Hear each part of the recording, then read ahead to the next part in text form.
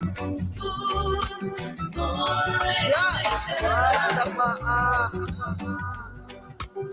gonna tell you what is happening in Liberia. Spoon gonna tell you what is happening in Monrovia. Spoon gonna tell you what is happening in Africa. Just to spoon you ain't know. If the children crying for starvation, just to spoon. You want to get a news update, my brother, to spoon. You want to know what is happening, Moravia, to spoon. Politicians want to make their decision, just to spoon. You want to know what happening in the ministry, to spoon. Yeah, to spoon. Yeah, to spoon. You from Funjama, Maryland, to spoon. Yeah, to spoon. If you eat keep graduate, my brother, to spoon. You got a spoon TV, you got a spoon radio, to spoon. Yeah, to spoon. You want to get a news update, to spoon. What? Yeah, Rastafari. Kilibamba.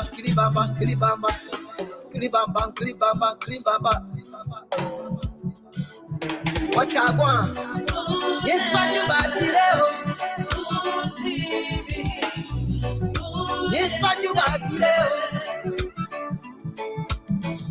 Spoon TV. Spoon Bala. Skiddy dabado. Spoon TV. Spoon entertainment. Kua. Bese kua, go to there. Kua, kutileo. Todo spoon. Yes, what you information. Todo spoon. Yes, what you spoon television. Yes, what you and your boy riding the South man. Charges on the beat. Todo spoon to get your information. Todo spoon to be part of our discussion. Spoon television. Spoon radio station. Spoon gonna tell you what is happening in Liberia. Spoon gonna tell you what is happening in Monrovia. Spoon gonna tell you what is happening in Africa. Just to spoon you ain't know. If the children crying for starvation, just to spoon. You want to get a news update, my brother, to spoon. You want to know what is happening, Moravia, to spoon. Politicians want to make their decision, just to spoon. You want to know what happening in the ministry, to spoon. Yeah, to spoon. Yeah, to spoon. You from Funjama, Maryland, to spoon. Yeah, to spoon. If you eat keep graduate, my brother, to spoon. You got a spoon TV, you got a spoon radio, to spoon. Yeah, to spoon. You want to get a news update, to spoon. What? Yeah, Rastafari. Kilibamba.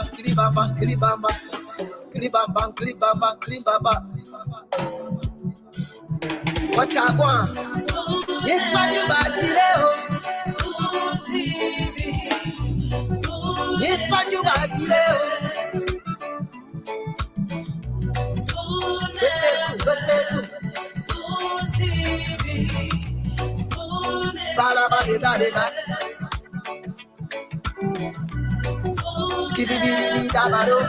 Spoon TV, Spoon Entertainment. To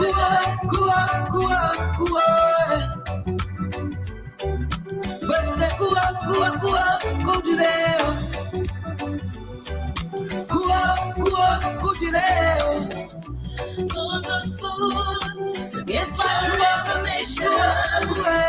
To the spoon to be part of the spoon.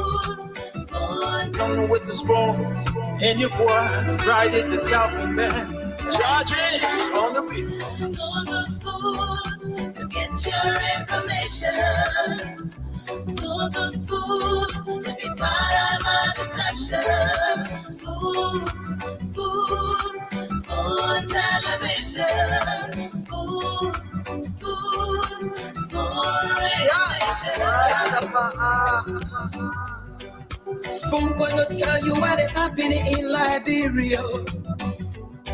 Spoon gonna tell you what is happening in Monrovia. Spoon gonna tell you what is happening in Africa. Just to spoon you and know. If the children crying for starvation, just to spoon. You want to get a news update, my brother, to spoon. You want to know what is happening, Moravia, to spoon. Politicians want to make their decision, just to spoon. You want to know what's happening in the ministry, to spoon. Yeah, to spoon. Yeah, to spoon. You from Funjama, Maryland, to spoon. Yeah, to spoon. If you eat keep on congratulate my brother, to spoon. You got a spoon TV, you got a spoon radio, to spoon. Yeah, to spoon. You want to get a news update, to spoon. What? Yeah, Rastafari. Kilibamba.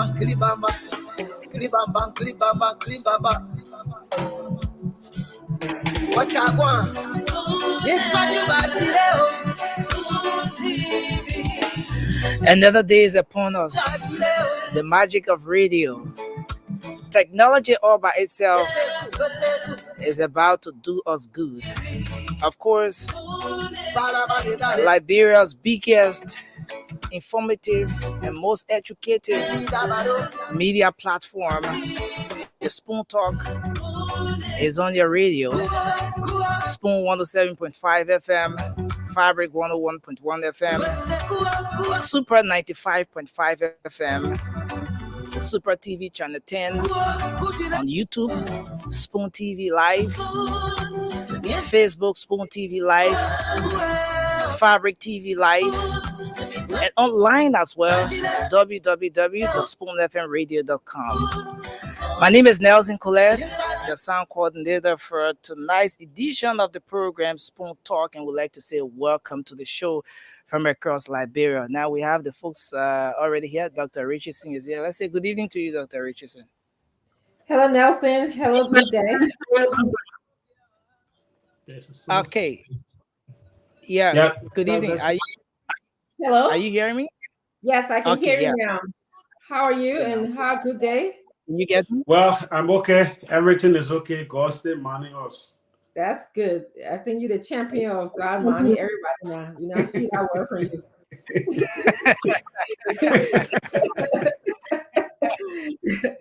Anytime anybody feel disappointed or anything, you can just see what God James Goodey can say. God manning you. So you got no problem. Interestingly, the first day I heard James say God money, I was like, what a man coming from the other one, but it's resonating. It is resonating. God money us, yes. Sometimes when I get like all stressed out and I was just so my body just go to crazy or chinku. All the crazy thing you be doing, I will not need some on the platform here, but my mind can go to the most important one and say, let me don't worry, I call money, we call him. Mhm. Yeah. Yeah. So how everything on that side? Yes. Everything is okay. Partly okay here. Yeah. Let me put it that way. We have peace. The guns are silent. So from that end, we say everything is okay, except that rice issue. The major thing that you guys will be talking about tonight remains a major issue on ground. But everything is relatively calm here. Everything is in God's hands. God Yeah. money. Call money, all in the country. Yeah. Still standing in queue to get rest. Oh yeah. I mean, I personally I went out. Was it yesterday? And Mhm. almost all the stores and shops in Old Road, I visited all the places. And when I get a 25 kg rice, Wow. uh, yeah. So that was the case. The only place I could really see rice was with the guys who are selling in the cup. Yeah. How much? How So much for one cup now? um it's sold between 80 Liberian dollars. Yeah, between 80 Liberian dollars. Some will say That's less than 90. $1 here. Yeah, like 50 cents. 50 cents. Yeah. Wow. Mhm. But But we'll besides save that, that. yeah, go Let's ahead. we'll save that the juice for when everybody come because it will be hot again. So we'll just save it a little bit. We'll just kind of go around it. We'll talk about it a little bit, but we'll save for everybody to come and put their own thought into it to make it hot. I'm telling you. Oh yeah, Mhm. certainly. Certainly. See, James, how the weather over there? The weather here is okay. I think today was between, let's say, 12. Not too cool, but we are expecting serious cold ahead of us, according to our studio fathers. Okay. Well, yeah, Yeah, the people got the guy system and they can tell you how the weather will be yeah, any any day that the most important thing you got to yeah. hear in the morning and hear in the evening. But I'm Mhm. actually distracted by those books behind you, James. You can read up books and they're looking nice. So, Yeah, I can read some, not all, uh-huh. but I like. majority in Polish. But you got far way to go to read out the books there. No, they Okay. get English version there. Okay. Like the It's history, so the history mature. of Poland is in English.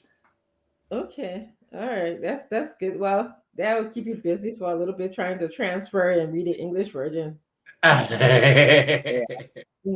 Yeah, I like books, so that's Oh, my oh, thing. okay. Yeah. Yeah, it was really calm today. It's getting colder over here too. We're turning into our fall weather. The most important thing about the fall weather, and James, you probably know, is Yeah. changing of the trees and the beautiful colors in the tree in nature. So to me, I really like to watch that happen. For people who I was let's say have not the same worries as people have in Liberia. That's the kind of things that we focus on the trees, the changes in the leaves and stuff like that. Mhm. Yeah, but besides that, Wow. it was very busy. Okay. Yeah, didn't go Uh, out today. Work from home. okay. So as you were asking about some of the training issues Hmm. here, aside from the the rice situation, there is this the we know that the Chief Justice, the outgoing Chief Justice Francis Kakpo, a program was held in his honor, his retirement as per the Constitution. So the Justice Minister made a very important statement there when he said that in the coming days, they will spark a conversation around changing that portion of the Constitution, uh, so that the chief justices of our country will serve not just for up to 70 years and then they retired, but so that based on their experiences, they can serve for a longer time and maybe even up to death. Death. Yeah. So yeah. So he was saying that in the coming days, there's going to be a conversation, a national conversation that they're going to spark. around that. Yeah, that's one of the issues. So we're So, looking forward to seeing how it goes. you know, and I'm sure we'll have a larger conversation about it, but as a psychologist, I always think about the cognitive ability of people as you age. And I think about it of myself. I've been around aging people. My father was 84 when he passed away, which was in Hmm. 2020. So he lived with me. So I got to see very bright men. I got to see, the progression, life in front of me and death in front of me.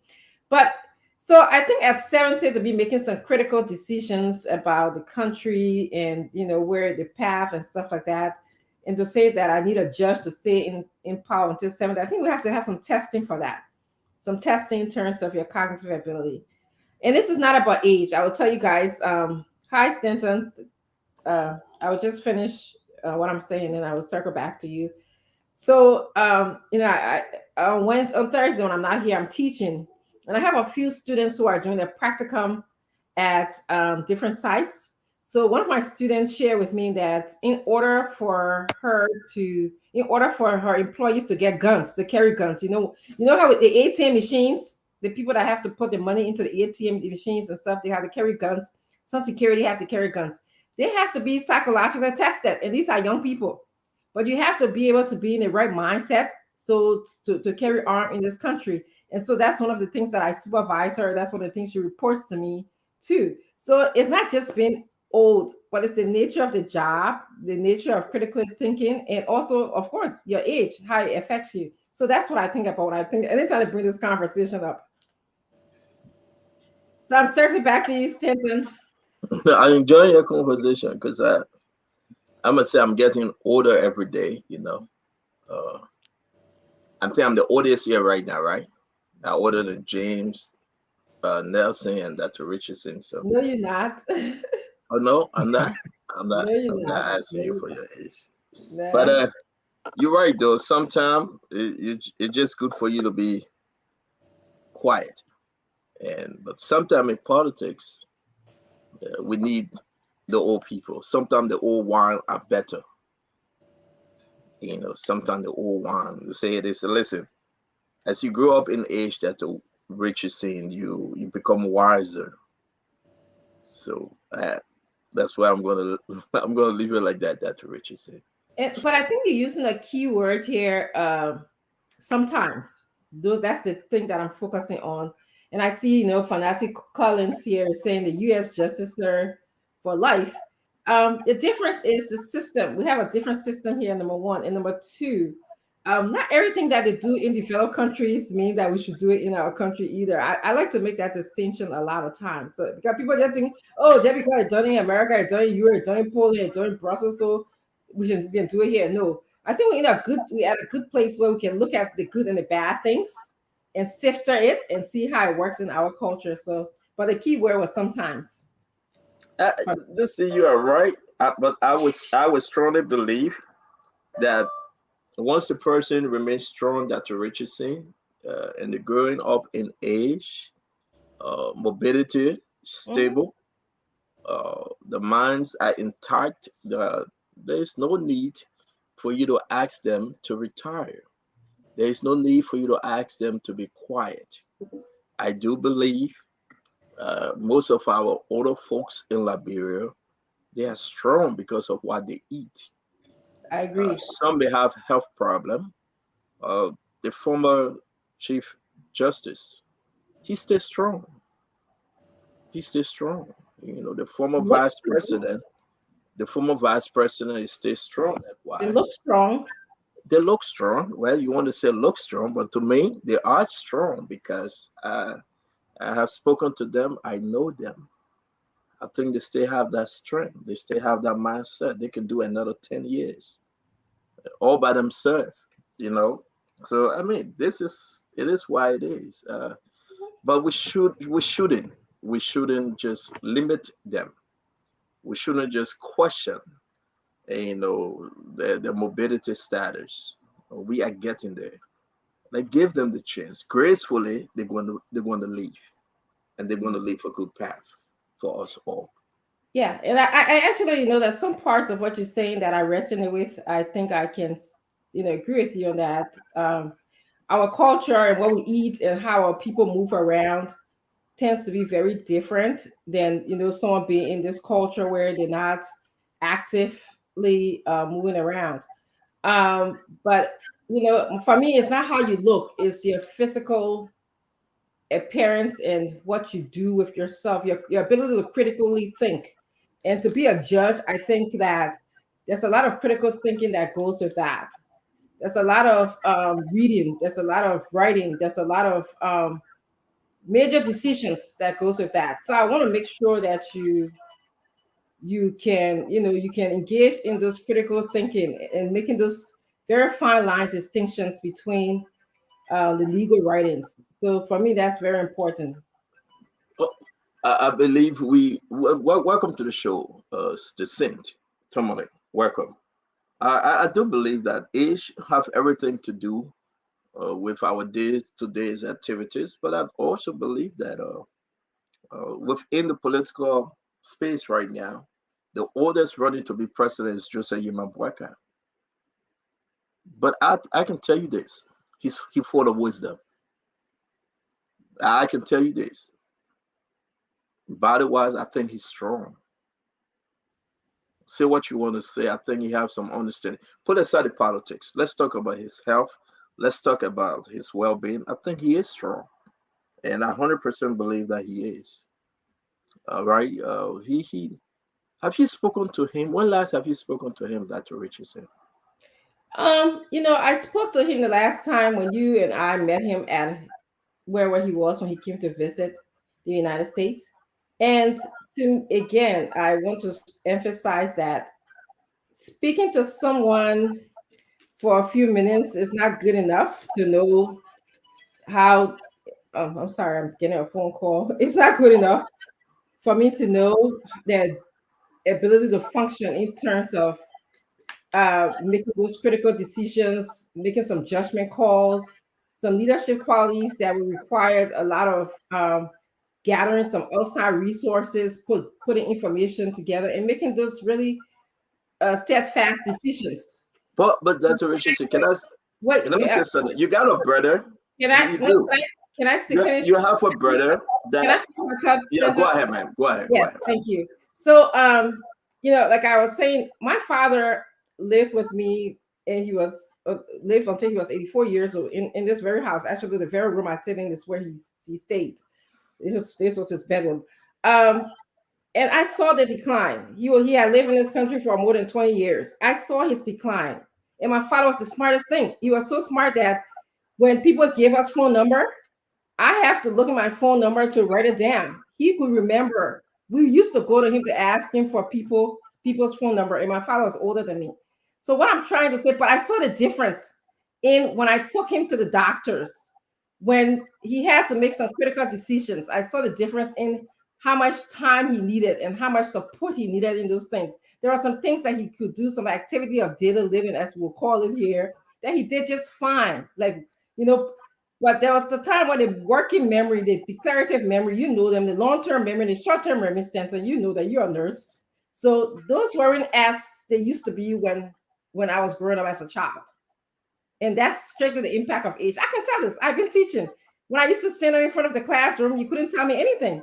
As I'm aging, I use a lot of different techniques to to um to make up for my ability to just present. So I can tell. So Dr. Richardson, and I understand to each his own. To each his own. My father, sir, he's a good lawyer, George. To make those critical decisions. Uh, but it came a time that he couldn't do it anymore. At the age of 84, my father passed. That's what Richardson. To each his own. I am not defending Joseph Yimabwaka, but I can say to you, I believe he's smart. I believe he still got it. I believe he's strong. He's stronger than some young men and women that have declared themselves and say they want to be president today. I do believe he can make a right judgment, a right decision in pushing the case and making the case for Liberia. You know the story of the turtle and the rabbit. You know the story of the turtle and the rabbit. But at the end of the day, the turtle won. I think in this life, if you put all the candidates together, you can make the argument on policies, on the politics. But if you talk about health wise, I think Jose Imabaka still got it. He may be the oldest, but I think he's the smartest. And that's the case I will make. I'm not endorsing him though, but I have spoken to him. I can speak to him. We can beat him on his decision as vice president under Madam Salif. We can beat him on some of the topic and what they did together. But when you talk about his strength, I think he's stronger than some of the folks that in this race to be president. But Centurion, let's hear from you. Our guest tonight is Henry Pedro Costa, and we'll be discussing the rest issue and other issue coming up. But in the next 4 minutes, let's hear from you. I met Dr. Richardson discussing with a young man, talking about strength, mobility, and the way forward for our old people. Talk to us, Georgie. Well, the former Vice President Boyka, he has one thing I know about him is that he always come up with some great sayings. He always say something that of wisdom, something that full of wisdom. Some of his sayings, like his motto, "Build Liberia, think Liberia." It's something that you enjoy. You want to see what happens with Liberia in that light. But no doubt, he's a man that is highly respected in Liberia, and this is the reason why, take it or leave it, today he's considered the de facto leading opposition candidate in Liberia because of his years of service and what he has done in the country. When I say done, he served in the Tolbert, Tolbert, Dole, Ellen, and so forth, and so he's highly respected. Like you said, concerning his age and his health, I think that's left with him. His doctor, will tell him is your bit of health, and left for him if he's a patriot or nationalist, he will say, look, I think based on my health, from what my doctors say, I think he said I can still make it. I still have what it takes to be president of this country and so forth. But if it's not health what his doctor is saying, I think he'll be honest and say, look, I don't think based on my health, I don't think I will want to take on the assignment. I think I would uh, give it to someone else and support someone else. But if doctor tells him that he's fit and he knows himself that he's fit, I think he will go for it. And I'm sure you understand the job of a president. He was just a heartbeat away from the presidency for 12 years. I know that he can be president of Liberia, and honestly, he may be a good president too. You never tell, because he's seen all. Your cabinet minister, MD, and vice president, president of the Senate. So he knows all about this thing about Liberia and the thing. But again, at the end of the day, it's the Liberian people that will make that decision whether he's the lead the country for the next 6 years. And so we just wait and get what Liberian people will say in the next 12 months from now. But again, Yep. let people end. The candidate's decision. What I'm waiting for is a year to see the ticket. The That VP. when that ticket is made, when they have that select ticket to know who is running with Vice President Boyka, with Cummings, with I don't know what Cassette still running, but I know I'll still consider him because he's still Taiwan Gongolo. Tiawan Gonglo and so forth, and even this guy from Alcop, Lucien Kamara, Yeah. Lieutenant and Kamara. even my dad coach is just running That too. is So not Barnes. not Bonds. I met him over the weekend. So Yeah, so I mean, Central and George. And listen, like I was telling Dr. Richardson, your brother JMB is a father to your brother. He know better than anyone on this set who JMB is. Orlando, right there. He's like a gatekeeper to JMB. He can tell you more about JMB's strength and weaknesses. We don't need to tell you. I can pick up the phone and call JMB now. He would talk for 2, 3, 4 hours. He got it. He's not losing anything. And I always tell folks, if you want to beat JMB, Sintumani, beat him on his record. You want to beat JMB this election, beat him on his past records. Don't talk about his strength. Don't talk about his health. He will leave you standing.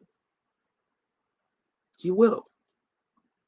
The man's mind is entire. The man's mind, his mind is so strong. JMB tell me things that we have spoken to maybe a few months back.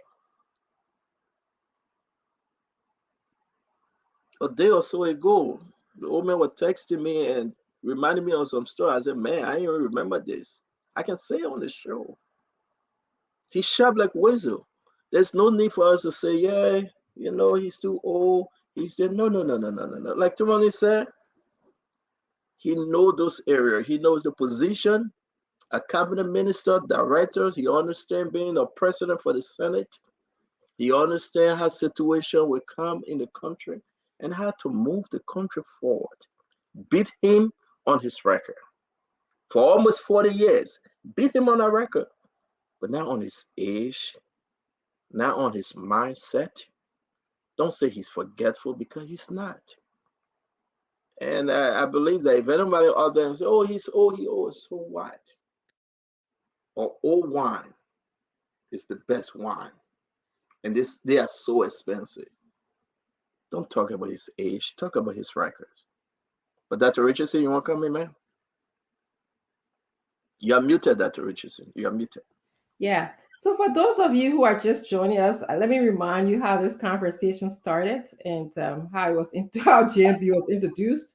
We began talking about the retirement of the Chief Justice in Liberia, and one of the producers said, that there was a prize when Francis Kwakwa, who is now the Chief Justice, mentioned that there would be an introduction of a law that would allow anyone who's in the Chief Justice, Supreme Court justices will be able to retire, when they want to, as opposed to a mandatory retirement at 70. And my response to that, and my response now, anyone who I think will want to be in critical leadership position should have their cognitive ability tested.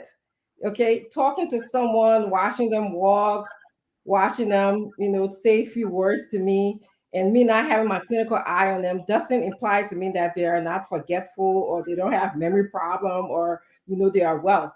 I gave an example of my 84-year-old dad who passed away, and of course genetics, social factor, education, health, a lot of things play into your ability to be able to have brain power.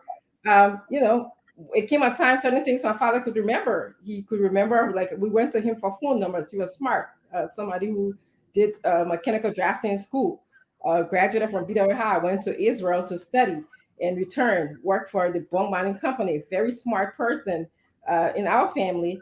But it came a time where he just could not do the things that he needed to be done because he was ailing. It's just a fact. I also use an example of myself here. Graduating for a doctorate degree at age 30, I thought I was, hot, whatever. Never thought about aging would impact me. I could, come up with anything I wanted to do at the time in terms of my cognitive ability. But I see as I'm not even half like my dad's age, I can see the impact. You can see the impact physically, body wise, and everything. So for anyone to come and tell me that age does not impact you in any capacity, whether it's socially, cognitively, physically, spiritually, I beg to disagree with you, but you are entitled to your own opinion. But at the end, the Liberian people will make their own decision as to who they want to reelect, and we'll move forward. But as a clinical person, your cognitive ability is very important to me. Your mindset, as a matter of fact, as a psychologist, your mindset is very important to me. Yep. I was let me say this. I was talking to someone yesterday. They are a member of the unit of Liberty Party, but they support JMB. And the person is in Liberia. The person said, we're talking about this election. They said, look, normally if there's election, you reach to a runoff between JMB and President Weah, the Liberian people will make that, it will become that a binary choice between who they think is right, is the best person to lead or not. Then I said, well, it depends. If depends where the country will be at a time. If the country is in the wrong direction at that time in October of 2023, yeah, if we read it in a situation where Liberians they just can't stand what's going on, yeah, then what you're saying will hold. But they may say, look, you know something, in as much as the former vice president might be he might be in holding age or whatever the case, but I think he has the ability to govern and lead the country. So like people will follow him. So I said, well, yeah, as I say, always it boils down to the people, the voters. And the good thing about this election that's coming next year, for the first time in our history, you'll find from what I'm gathering, tons of Liberians are going home to register to vote. From everywhere you go to people preparing for next year to take a vacation to go home to register to vote within the registration process. And it will be a real tough elections because some people are saying they're going to go in the interior, they're going to go places where they haven't been before. They will, depending on which side they support, to campaign, to support the process. So we'll see what happens. So whether it's age or not, as long as the former vice president he can still speak to the Liberian people, talk and make his case. I mean, and he's not showing any sign of that he's unfit, that anything happened to him, in the public and whatever the case, because Liberian people, social media is so bad this time. Watching a video over the weekend about, I think when my girl went to Kakata, the development superintendent, they say he had a cap on. I don't know what they were making it fun or what. Said that he won't be seen, but he won't be seen. He will not sit in the front row. So social media is so active nowadays. People just watch for every little thing. Be watching anything you do. They'll be watching you. So we'll see you in October of next year. Let's see what happens by the end of this year. The party make the decision to prepare the tickets, and we'll see where we're heading. Thank you very much. Kev, welcome, man. Talk to us. Yeah, sorry for coming on late. I had some technical difficulty. Um, well, in this case, what you're talking about right now, I know it's a difficult situation for some people who do have hope. But basically, with our side, with Dr. Richardson, as you get older, your body degenerates, and so your mind. Folks will say, "Oh no, I hear from the back, he's strong. He may be strong by just relaxing, talking, remember some stuff, but he cannot run a country. You cannot. We saw folks who younger than him, who do have gray hair now because of stuff in different country in in Kev, call name, please. This is Spoon Talk. Don't put us in cycle. No, I'm talking about the entire Africa now. You see, Africa. yeah, folks who running some even Obama, who was 40 something years and got gray hair before he was 50. We have to take this thing very seriously. It's not about Omer Buckeye per se, but age do count. We are on this set right now. Well, the way we used to do things before, we cannot do it anymore. Yeah. When you look at the situation, Say what you want to say, Kev. Don't go around the cycle. Say what you want to say. And I challenge you, like I would challenge anyone, Kev. If you look at the man Joseph Yima Barker, he's very strong. I'm sorry that you don't have the opportunity that you will talk to him. Go and visit him. He's strong. His mind is super. I know him. Again, I will say this to you as a seditious, to Dr. Richardson from ANC, to Senatorial George, who is in the middle, I would say to every one of you, talk to him. For you to beat Joseph Imambuaka, beat him on policy, beat him on his record, beat him on the 40 years he has served, but not on his health and not on his mobility, not on his mindset, because he's smarter than some of us sitting here tonight. I know it because I talked to him. And I hope you have the chance to do so. Yeah. But we got a great show. Finish up. I'll bring in the guest for tonight. But see Hey, you. go ahead. Finish up. Then I'll bring in Costa. Finish up. Yeah. See you. The queen was she was smart. She was talking still.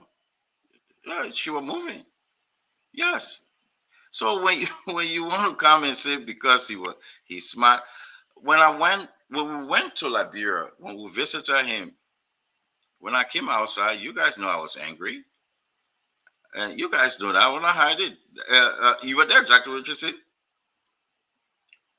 Oh, you left. Yeah, I left. Yeah, when I came outside, Tony was there. I got in the car and I was angry. Reason why? Because I know folks are pushing this man JMB, former vice president, to something that he can. You can actually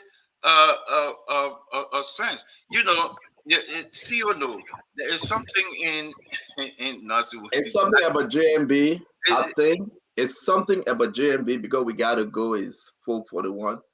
It's something about JMB. Kev, I would tell you that I don't have, you don't have. Most folks that in this race, they don't have. Most of them.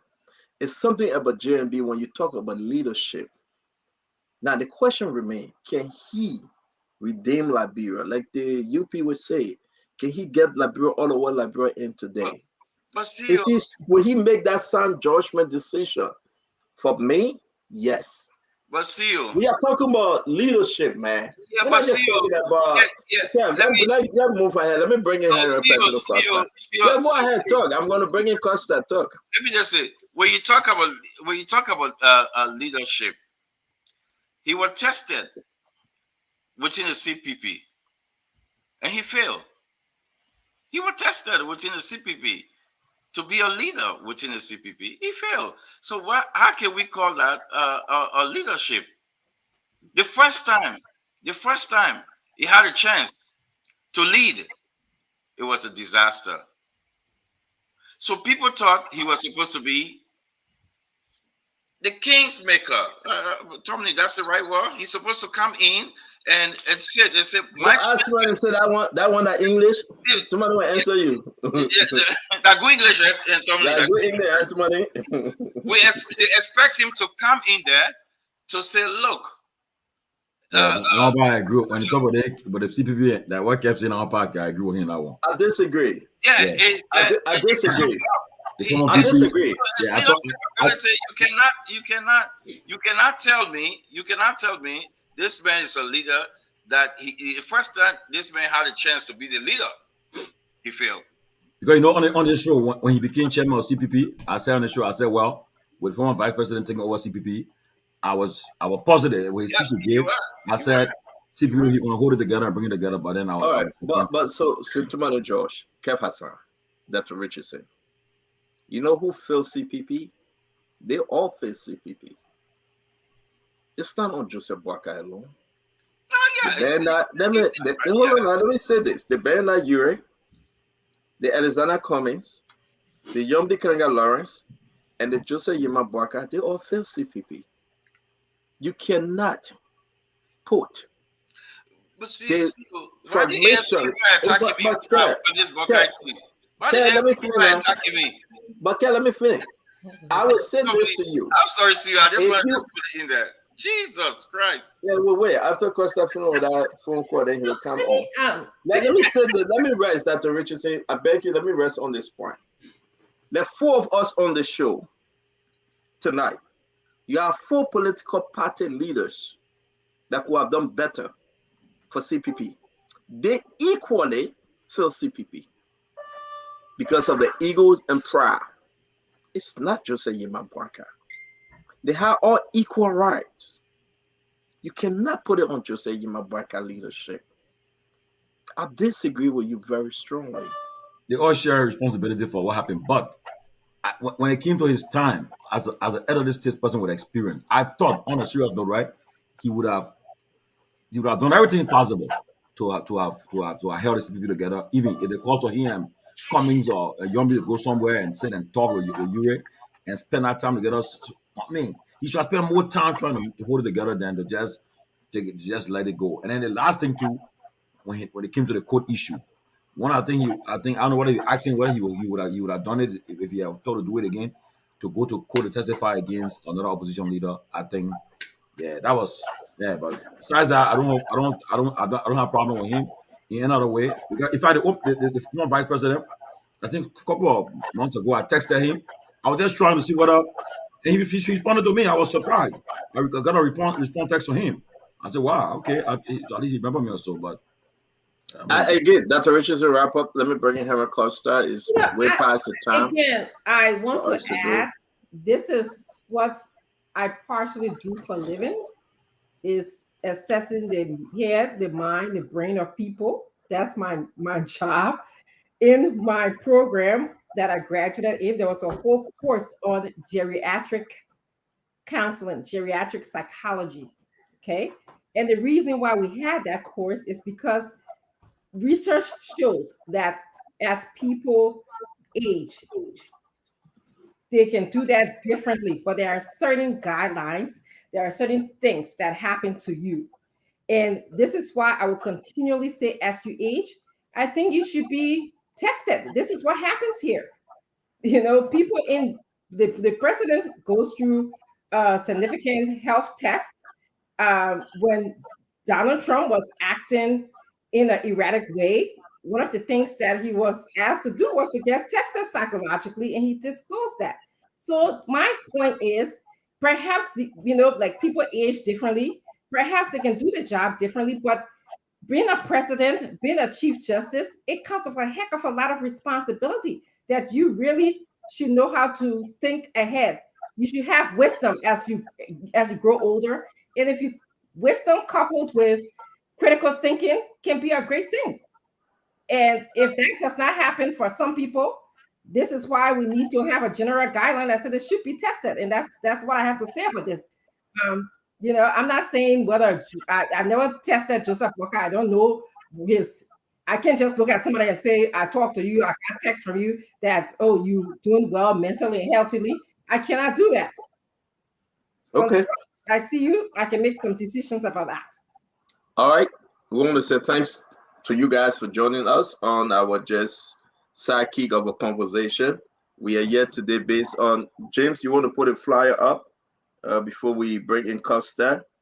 We are here to discuss this bread and butter issue in the country. This rest crisis. There's something about rest going on, guys. You know, the price is going up. People are getting the pinch. There's no more pinch. We got videos out there, people standing online. People got to buy the bicycle before they get a back arrest. We are hearing they got to buy the baby powder, Nino milk before they can buy the back arrest, even if you see it. We are reaching out to folks in the government, ministers in the government, and the president have assured the people that rest is in the country, and the rest that is in the country, there will be more rest coming. We brought in Costa tonight because he's running to be senator of Mosorado, one of the two. He's trying to unseat Sir Joseph. And I just want to know exactly his thoughts on this issue, his understanding what he would do, what would be the best advice from him to the government, what's happening to our rest importers. Come on, guys. How many people will get importing rest in the country? What's happening to them? We understand Senatorial said they were going to allocate $11 million to help with this rest situation. Are we serious? Are we going down that path? Understanding what rest can do when you talk about Liberia. So let's welcome Henry P. Costa, the man that say he's going to unseat Sir Joseph. And let's have some very, very bread and butter conversation tonight. Wherever you are, understand this. We'll open this phone line, because this is important. Wherever you are in Liberia, I want you to find out right now, tell us how much for the bag of rice, or 50 kg or 25 kg? Even where did you buy it from? Are you even seeing it on the market? How much for the cup of rice? And let's talk about this. This is I've had so many people calling me from Liberia since we make the announcement yesterday that this rice thing going to be a serious issue for this government. And what is the government doing? Let's have a serious conversation. Get close to your radio, share the program, and we will be taking your question and your comment. Thank you very much, James. Let's welcome Heron Pedro Costa again to the Spoon Talk. H. Thank you very much, guys. Very good to be here. Thanks for the opportunity. Good evening to your team. Thank you very much, man. Something is disturbing. You know Dr. Richardson, St. Tomalin George, Kev Hassan, the rest of the folks will be joining us. People are working. I understand Ben said he's running late because he got to do his fatherly duty. So they will be coming in. But let me say to you, let's get to this conversation. Because where are you with the rest issue? I watched your 2 days program. You spoke on it, but where is Liberia today?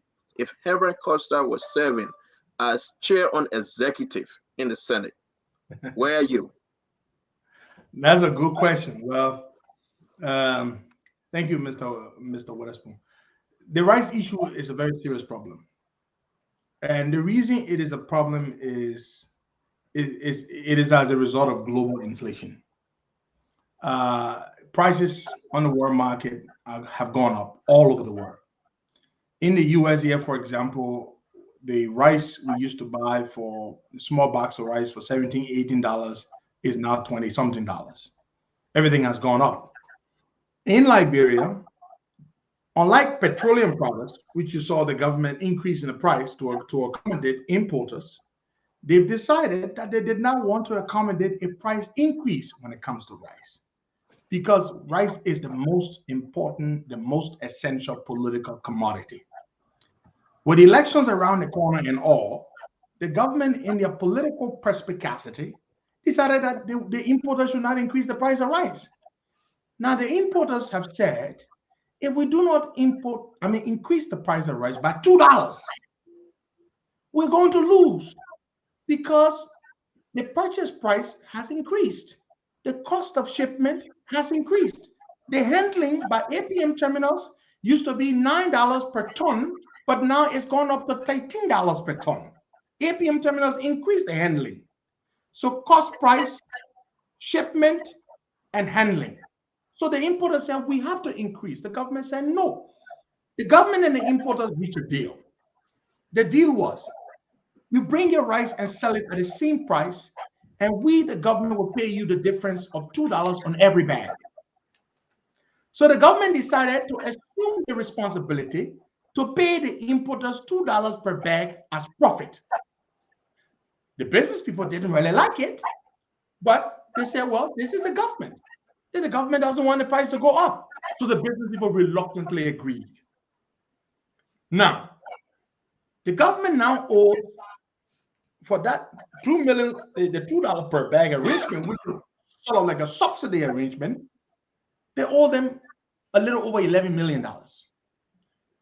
As I've been made aware, the Ministry of Finance is processing $5 million to be paid out to the rice importers to make up for the bags of rice that they've sold, the $2 on each bag.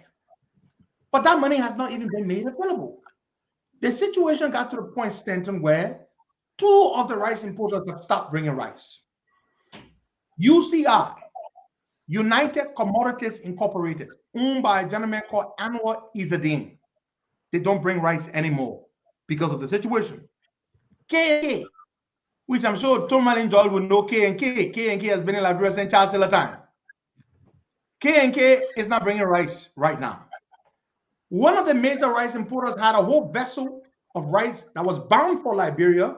He rerouted that vessel to the Ivory Coast, because in the Ivory Coast, rice is more expensive there than it is in Liberia.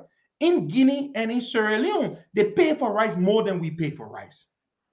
So the problem, Stanton, is the rice importers are not making money. That is the reason why they are not bringing the rice in the quantities they used to bring it, and some of them have not brought rice at all in a long time. That is the problem. So let me go in a bit real quick. They are asking the government that we need $2 increase. Yeah. To balance us out. $2. Yep. Precisely. If we will bring rice, we'll make a little profit. There will be a lot of rice in the country. Yep. But you are saying the government said no. Not this election year. You cannot increase the price by $2. Increasing the price by $2, you're going to kill us. You will kill us at the ballot box. So now the government said we will be responsible to give you $2. Now, folks, this is what happened. We had Senatorial on the show. Senatorial said they were going to allocate $11 million. You guys remember this? They were going to do that. And now, just be clear, real quick. You are now saying the Ministry of Finance now going down to $5 million instead of $11 million, and even the money is not available. Can you really just stick to that? Talk to us real quick. Of the $11 million that was put in the recast budget, they are processing $5 million of that $11 million. But that money has not even been made available yet. The rice importers don't have that money yet. That is why the rice importers introduced this new policy that we've never seen before. You go to buy rice. You go to the importers to buy the rice. You must buy something else that they sell. Fuani is one of the rice importers. Fuani Corporation. Fuani also brings in electronic appliances, home appliances. Fuani is now compelling people, as of a few days ago, to buy rice from Fuani. You must, to buy 100 bags of rice, you must buy 3 flat screen TVs, 3 32-inch flat screen TVs from Fuani in order to buy 100 bags of rice. The reason is simple. When they make you do that, because they're not making profit on the rice, they don't trust the money the government is processing has not reached to them. They don't want to keep selling at a loss, so they're compelling you to buy other commodities that you do not even need, Stanton. I'm hearing mosquito coils. You got to buy mosquito coils too. They're making people buy mosquito coil. Even in the small stores, the small shops are doing the same thing. So the same thing the bigger importers are doing to the rice dealers that are buying the rice from the importers, the rice dealers themselves in the small shops, they're the ones making people buy a pack of mosquito coil. They're making them buy mosquito spray. They're making them buy Dettol. They're making them buy baking flour, sugar, vegetable oil, just to buy a few bags of rice or a bag of rice. And Stanton, you only get your $25 or your $20 to buy a bag of rice. So are you saying that, my last question, then the guys can do, Dr. Richardson, Timothy and Josh, and Kev can come in. So they're going to make that $2 one way or the other on the other items you're buying. Precisely. If they cannot make it on the rice, they're going to make it on an ink pen, on a mosquito coil, on a mosquito spray. Dr. Richardson. So, Henry, welcome to the show again, Mr. Custer. Thank you, Do you have any awareness of any policy, practice, system that was put in place? Because I pulled the budget up and saw that there is $11 million that was added into this supplemental budget that was passed. You can't just say we're going to just cut check for $5 million. And do you know of any system that will get this money to the importer? Well, Doc, it was a haphazard operation. It was not planned. There's no policy around it. When they realized that the importers and them had this agreement, which was unexpected, they decided that their reaction would be to fund this subsidy program through the budget. But the subsidy program was not earmarked. It was not proposed even at the beginning of the budget year. That's why they had to put an $11 million allocation in a recast budget. The intention in the whole intention in principle is not bad, but it is not affordable and it's not sustainable, Doc. Yes. And that is what has led to the rice importers now reducing their imports and compelling people to buy other commodities in order to be qualified to buy rice. So this $5 million that they cut that you are aware of, how does this money then reach the importer? This is where to me there's a gap. It's a problem. So how the plan is supposed to work. If Dr. Richardson is a rice importer and she sold, and they look at her inventory, If you sold 1,000 bags of rice, they would give you $2 for each one of the 1,000 bags of rice. Okay. If you sold 100,000, they will multiply 100,000 times $2, and they'll write you that check. One of the rice importers told the government, give us our money in advance. The government said, no, you got to bring the rice first and sell it, then we'll pay you the difference of $2 per bag. So the fact of the matter is that the money has not landed in the hands of the rice importers yet. So this practice of compelling people to buy other commodities was something that was introduced by the importers themselves so that they would be able to make a profit to be able to sell the rice. Thank you. This, and I know too many is coming in, but let me remind folks, when the president arrived from the UNGA, he commented on this rice issue. We'll be playing that clip as well. Sintumane. Costa, good to see you, man. I want some clarity. I was informed that when the issue about raising the price of rice came up, the president intervened. He said that he met the importers and asked them what can the government do to ensure that the price of rice is not increased. And so recommendation was made. And I think the ministers of finance and then the former minister of state and the minister of commerce, they were put in charge to meet with the importers to come up with some clarity. But then I think they came up with some amount of money, either 14 or $11 million they came up with, that they were going to give to importers to help subsidize the importation of rice, and including even reducing the tariff on rice and all. But then my understanding is that the money was made available, but certain importers got some of the money, and not all the importers got the share of that money, and that's why the problems are coming from. Some of the rice importers said, well, until they can give the share of it to import rice, they're not going to go into to do it. So I mean, Costa, if you're aware of that, can you just explain to us what's the whole issue about that? What I just said. That's a good point, Brother Tomalin George. But to my knowledge, when the meeting was held, they didn't have the money. The money was just placed in the recast budget, as Dr. Richardson said. So the money has not been paid out yet. That money is in the recast budget. Of the 11 million that was allocated to go towards this subsidy program, this quasi-subsidy program, 5 million of that is being processed to be paid out. So as far as I'm concerned, and from the rice importers that I've spoken with, they have not received any money as yet. So the information that some people got money, I'm not aware of that. But here's what I can tell you as far as incentives are concerned. This is my recommendation to the government, and I've said this repeatedly. Every year, according to the 25-year agreement we have with APM terminals, they increase the handling charges every year. The handling charge per 1 ton of whatever, 1 ton, was $13. Was $9 for 2021.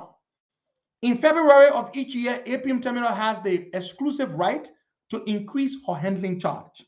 This year, APM terminals increased the handling charge on basically everything, the handling charges. And for rice, they took it, they said for rice falls in the tonnage category. They took it from $9 per ton to $13 per ton. So that means they've added $4 to unload 1 ton of rice from the vessel. Now, $4, 1 ton. And how many bags are in a ton? Like 20-something bags? So when you spread the $4 across, that means the importers are having to pay more to unload the rice.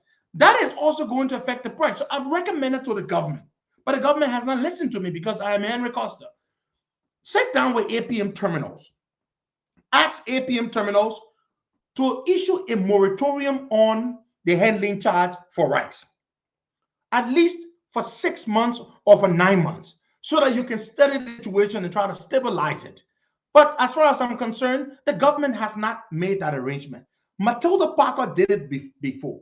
When she was managing director of the National Port Authority, there was a time, I believe it was on rice or some other commodities, Matilda asked the APM terminals to suspend the increase in tariffs so that the people could be situated properly before they could initiate the increases.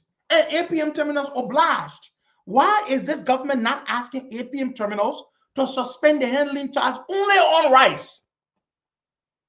Only on rice. So that the rice importers now, rather than paying extra $4 on every ton, they would be saved $4, which would mean the price would be lower. Another thing is that the solution to this issue is allow the importers to add the $2 themselves, so that the commodity can be readily available, and so that they don't have to compel you to buy other items in order to buy rice, so that we don't have to see our people queuing up in long lines. Now, the government's haphazard subsidy program, in principle, is not bad, but in practice, it is not sustainable and it is not affordable. The government got money to subsidize rice. That what Paul Willie Trouble, that what Topman did when Willie Trouble came to power. He lifted the subsidy. That what caused the trouble. 1979. Subsidy is what caused the trouble. I see Dr. Rez is shaking her head because she knows this. You cannot initiate when you get people to get used to a subsidy and you lift that subsidy. It creates a problem. Do not initiate a subsidy that you don't have the money to afford. That is what I've been calling on the government to do. Let the price go up by $2. Ask the Liberian people. They rather pay $2 more for the rice and be able to find it anywhere than not be able to find it. And as a result, the price has gone way up beyond what it would have been if they had only added $2 to it. Okay, that is but for what I'm also informed is that we should always have rice a year worth of rice in the country in the reserve. I remember when the president, I think when he did his story last time when he was inspecting the rice stores, it is I don't know, it's a requirement of law. I mean, it's a requirement that we should always have rice, 1 year worth of rice in the country. So our supply should always have 1 year reserve.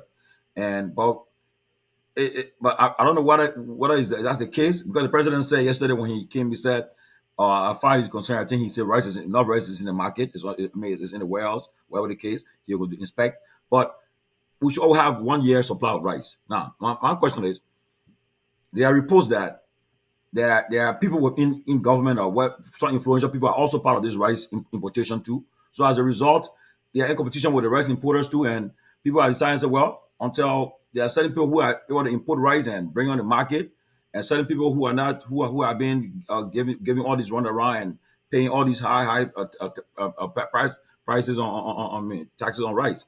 I mean, are you aware about certain people in government involved with these rice importers and so forth, and that's all causing some of the problem too? On May 21st, 2021, President Weah issued an executive order to suspend the tariff on rice. That executive order is available. There is no tariff on rice, according to that executive order. So cement is also the same. There's no tariff on cement when you import cement. The rice market may not be as open as we want it to be, but the problem is not the number of players in the rice market. The problem is the rice market is not profitable for the importers. As I told you, UCI, United Commodities Incorporated, stopped importing rice. They stopped for over a year now. So the issue is, if the government allows the people, and just to address something, President Weah is ill-informed. And I think President Weah's his statement when he arrived at the airport was insensitive and it was reckless. There is no rice in the country. I know more about the rice business than he who is the president. You know how I know? I got many friends who are in the rice business. I got friends who are dealers who buy rice for importers, and I also got friends who are importers. I will not call their names here. But the point is, the people are struggling, Tomalin. These people are business people. They will not import a commodity if they don't make a profit. They will not do that. It is as simple as that. President Weah does not know what he's saying. If there is rice in the country, he is the president, then let him make the people sell the rice. Let him make them sell the rice. There is no rice in the country.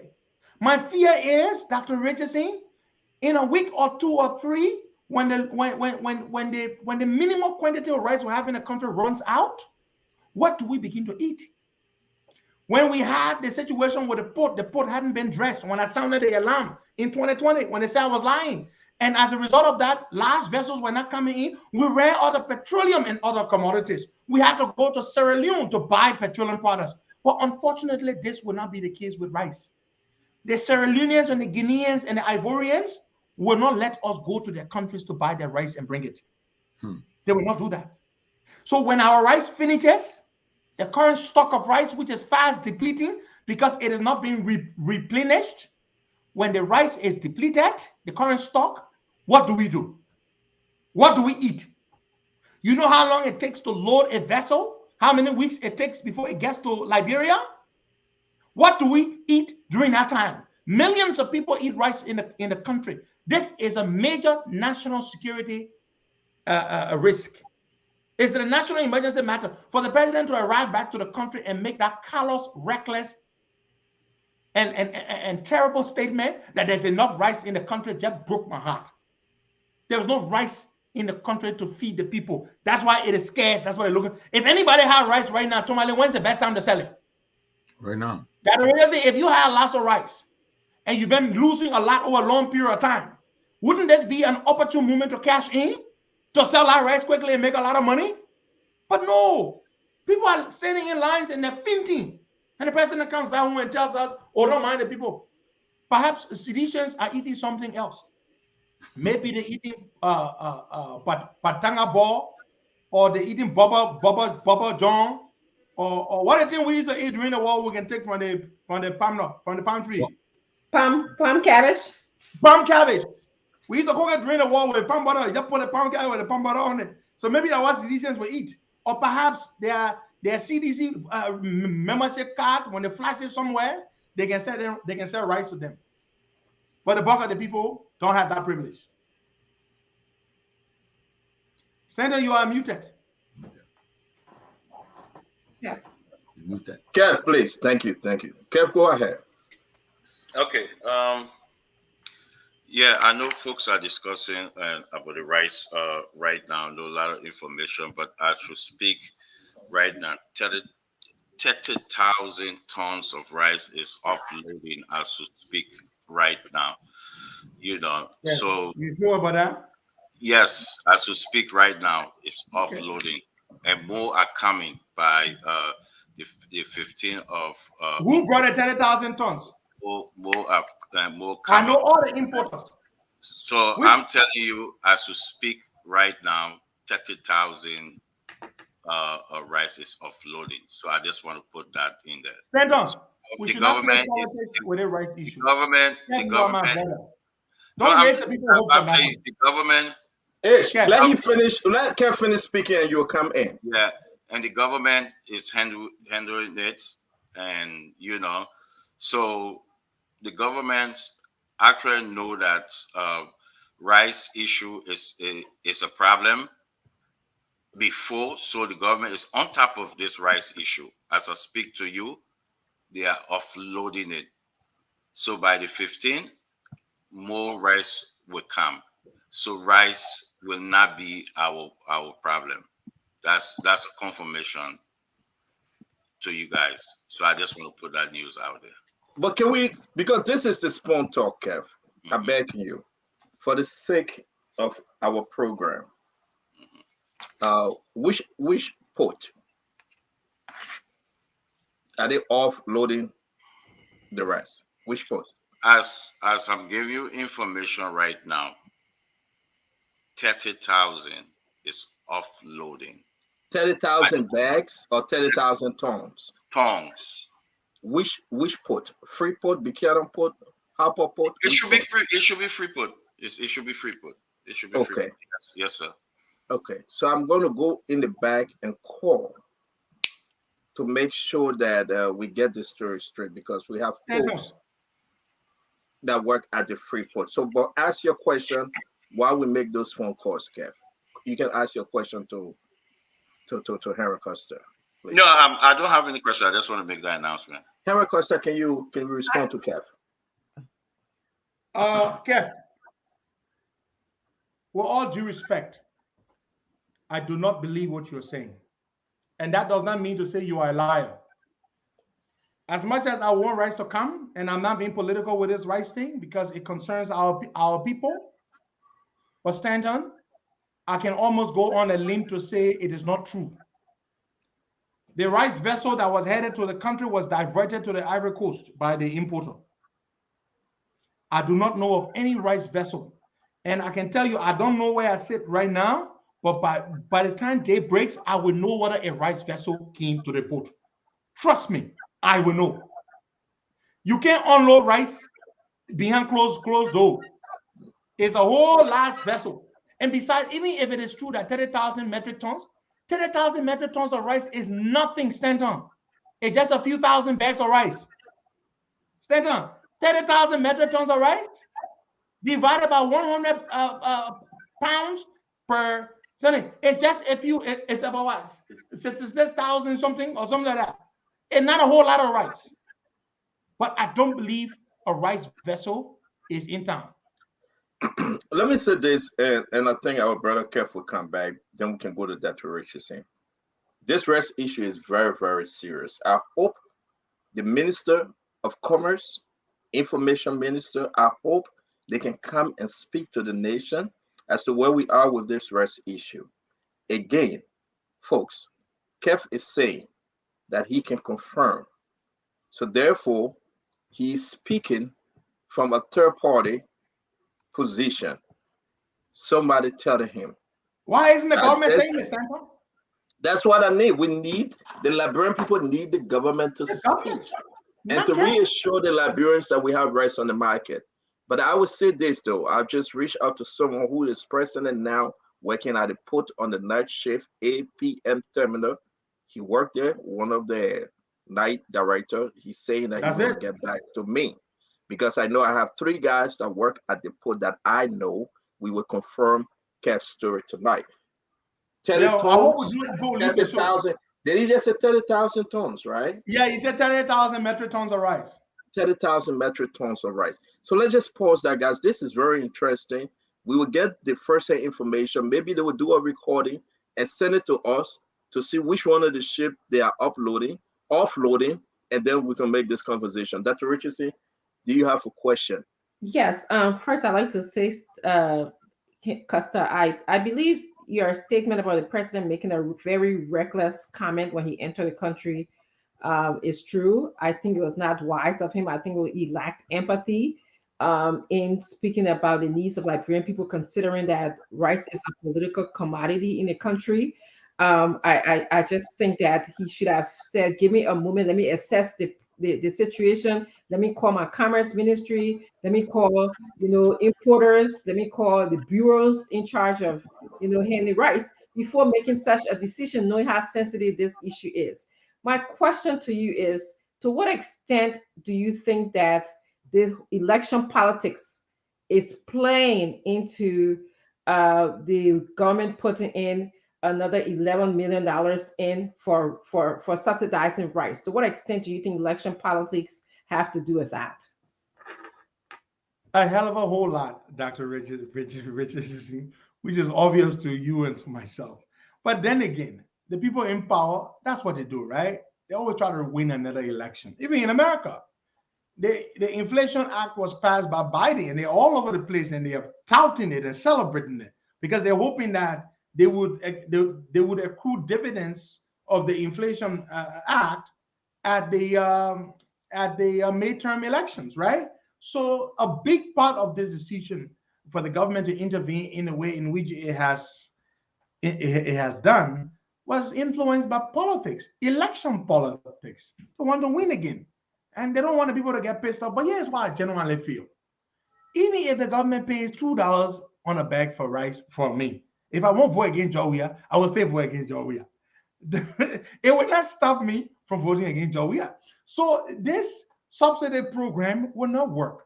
Here is what I think they should do with the money. And perhaps I shouldn't be telling them this, but I think the money would be better spent on paying CLSG Transcorp, the group that brought the electricity all the way from the Ivory Coast.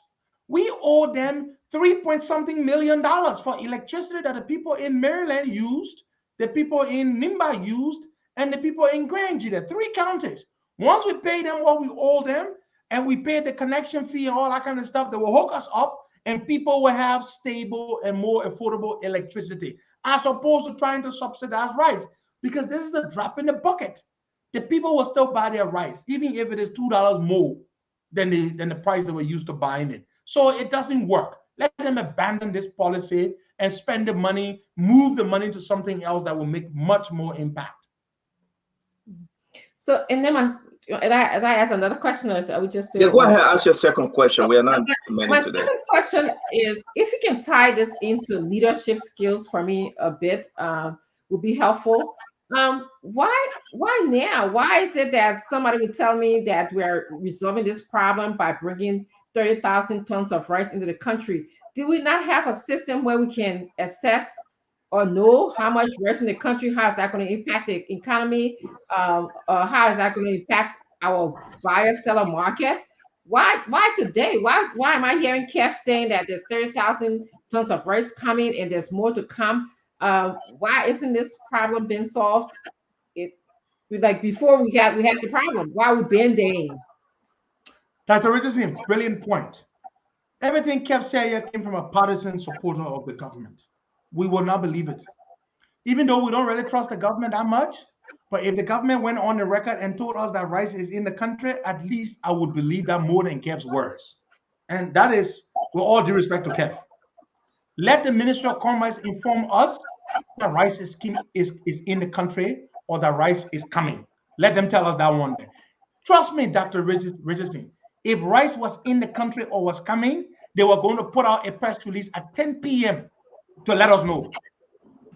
But that's not the case. So another point you made, Dr. Richardson, even if they brought 1 million bags of rice but failed to fix the problem, the root cause of the problem, which is a reasonable upward adjustment in the price, the problem would persist. You got to fix the root cause of the problem or remove the conditions that precipitated the problem so that the problem does not recur. Allow the business people to be able to sell the rice and make a profit, a reasonable profit of $2. That's the reason if you spend $15 to buy something and you make a $2 profit on it, it's not a reasonable profit, it's a reasonable profit. But allow the people to do that so that when you bring rice, but they're telling us that rice is in the country, but that doesn't fix the problem because you still want to go on with a subsidy.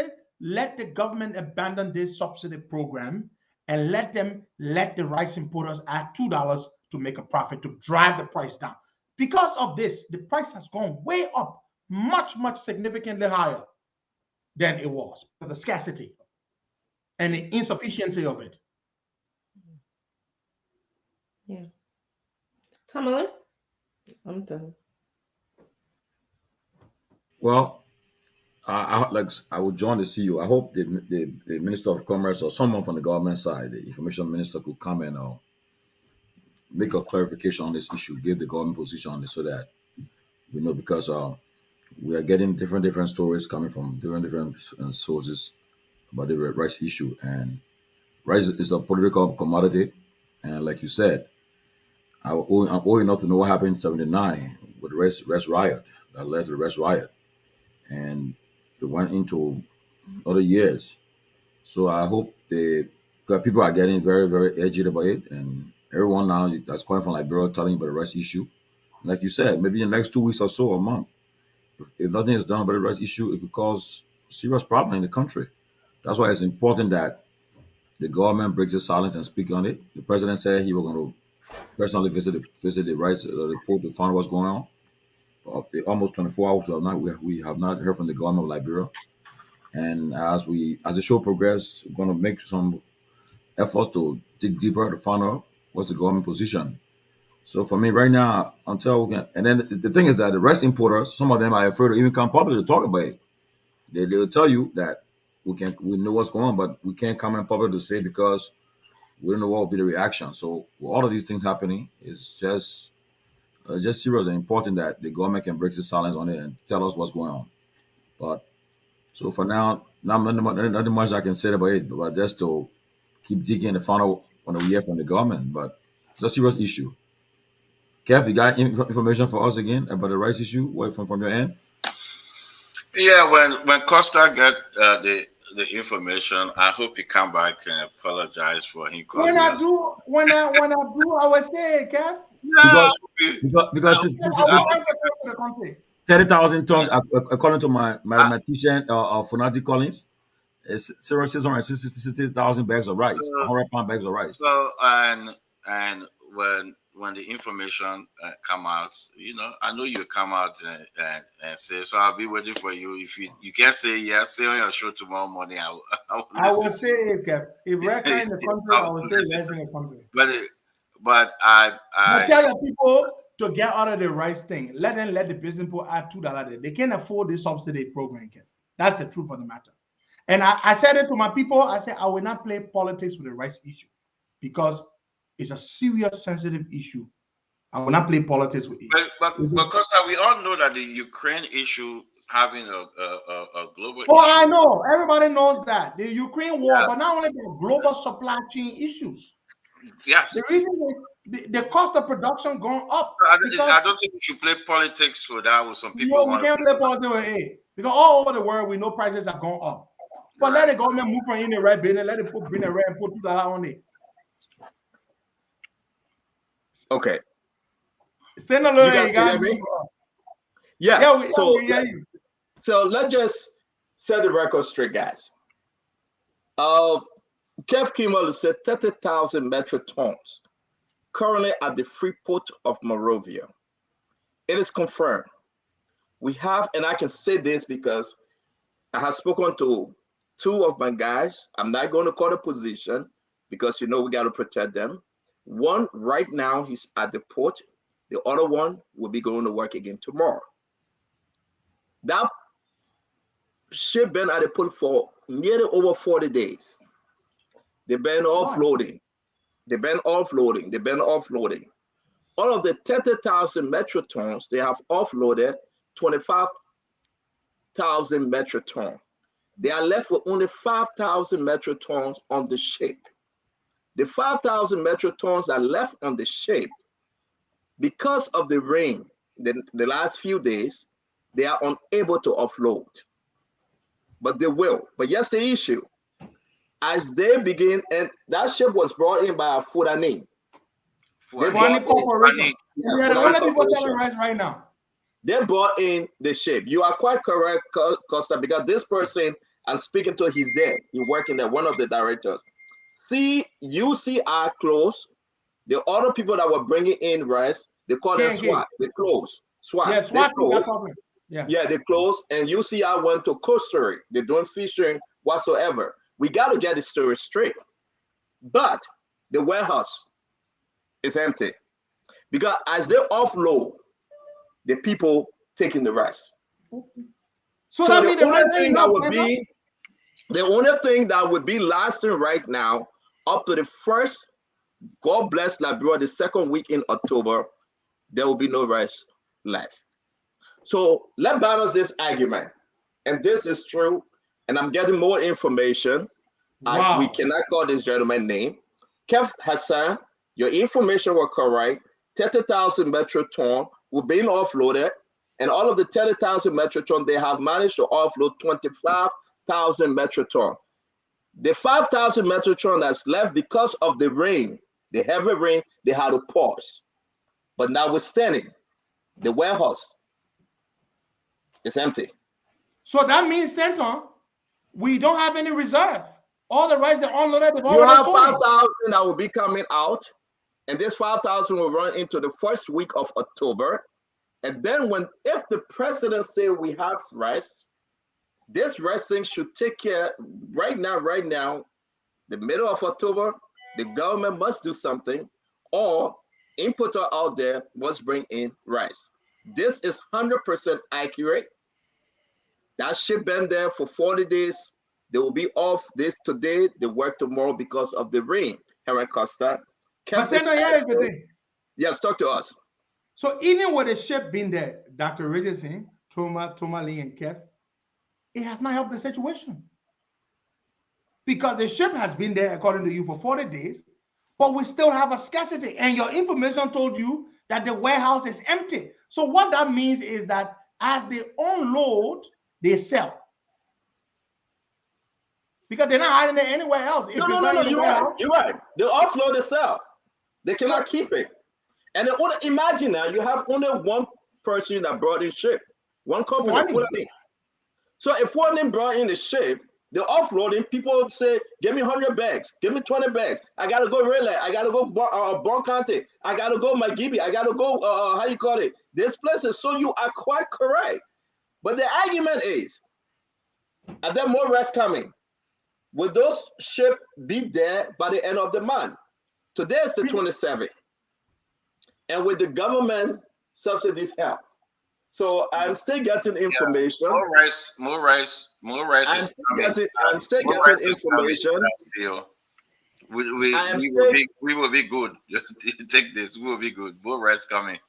So yes, the information. Let me make this very clear. No need to panic. Kev, let me make this very clear because it's good for our network.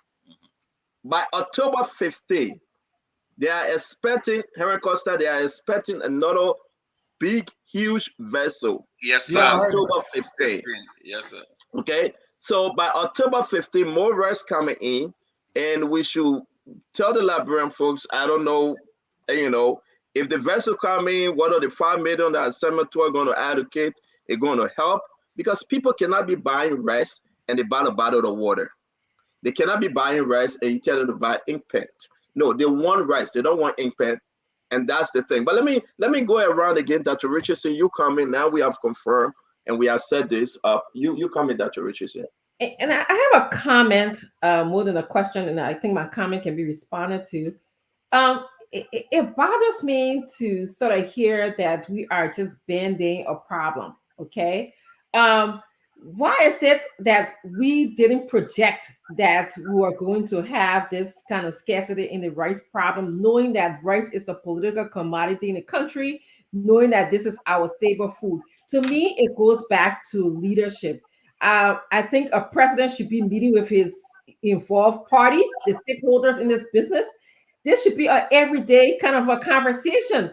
Like, these are issues, these are projections. How do we solve this problem? Let's give these advice out to people. But we're not hearing anything. We're waiting until we get into the problem. Then the president will come and say, well, don't mind the noise in the market. It bothers me really. It speaks to leadership for me. Thank you, Dr. Richardson. Instead, let me just say this. So with this crisis, they've been unloading rice and selling it like hot cake as they unload it. Would you say there's rice in the country? Not the way in which we should celebrate that rice in the country. There is not rice in the country. Not the way, because there is no rice reserve. In the center, you should have reserve. You should have people walking in every corner store to buy rice. But they should be able to buy rice as well. So again, there's a two-way street, and we should be very, very careful. It is true that rice is coming, but now other importers are mad. My guy just texted me, and I can say this. They are mad because they felt within themselves that Fulani, is that the right pronunciation? Fulani. That Fulani is gaining more from this government than the other importers. That's what they are saying. And the guy worked at the poll, he said they are now arguing. That's why people say, you know what? I'm going to do something else. Because the wealth, the benefit, the government, they are not distributing it properly to all the importers. That could be a problem. And that's the argument. And that's the argument. Yes, also. Can the 5,000 metric tons or whatever they have left, can it last us until the 15th? Up to next week. Up to next week. So you understand that. You understand month end next week, right? The month will end next week, Costa. Right? Today is the 27th. Month end this week, right? This week. Next week we are next week. Yeah, you're right. Next week it's a brand new week, brand new month. So they want to drag this thing because they're expecting the bigger vessel to come in on the 15th. So we'll be having a gap of 1 week. So when you see people begin to keep their rice, pull their rice, say I'm going to buy 3 bags, 4 bags. I think the importers should be able now to sell Henry Costa 1 bag, Tomorrow George 1 bag. Don't buy more than 2. Give the others chance to buy. And this thing is bigger than we think. But again, it's a good thing that more rice on the way coming. This It a should not be guarantee. this way, He Senator. going to send me the how you guys call the document. If you ship something, The the bill of rest lading. coming. The bidder lady, he got access to it, and he's gonna tell us who bringing in the The rest, and a name of the lot of rest. vessel, the quantity, Yeah, where it's coming there you from. go. A Yeah. lot of rest coming. A lot of rest coming. It's just But because of the Senator, little trade. that's not the Yeah. issue. The issue is this, like Dr. Richardson said, is a band-aid solution. It's not the permanent fix. The permanent solution would be to adjust the price so that everybody can bring rice, to have stability of the commodity and availability, stability in price and availability in quantity, or of the in quantity of the product. But that's not the case. You're simply saying rice coming, rice there, but right now enough. When something is there, it's not enough. It makes no impact, because this is not how we buy rice in our country. We don't queue up in long lines to buy rice. We're not fighting wars, Senator. Those lines you see are reminiscent of the war. During the war years, people used to stand in line to buy rice. Even during the war years, they never forced people. Tourmaline, did they ever force anybody to buy another commodity in order to buy rice? No. So what fixes this problem, Senator? The solution is the government needs to remove themselves from the market, and the other rice importers are feeling disenchanted because they feel that they favor Fulani more than they favor them. And so when they don't bring rice, the other people are moving into fishery. UCI is moving into fishery. The people are not happy. So they need to remove themselves from the rice market and allow everybody to bring rice and stabilize the price. That's my advice to them. Gentlemen, come in, please. Yeah, so Costa, like was Senator earlier, he said you're running for this I mean, I know you're running for the senatorial position next year.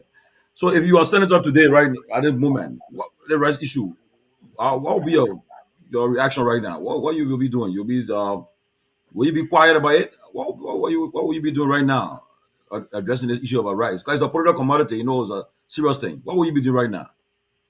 Well, my brother, one thing you know about me, quiet is not one thing that I am. It's not a word that can be associated with me. What I would be doing if I were in the Senate today with this crisis on hand or at hand, I would be petitioning the Senate leadership to summon the Minister of Finance and the Minister of Commerce to ask them about this subsidy program that they introduced. For them to give us realistic numbers on how they believe we can afford it. We don't think we can. I would be telling them to allow the importers to add $2 to the price of rice so that rice can become affordable, stable in price, and readily available and plentiful. That is what I would be pushing. And that is exactly what Sir Joseph, as the chairman on executive, he is the third highest man in the Senate, after the vice president, who is the president of the Senate, the pro temp, and then the chairman on executive.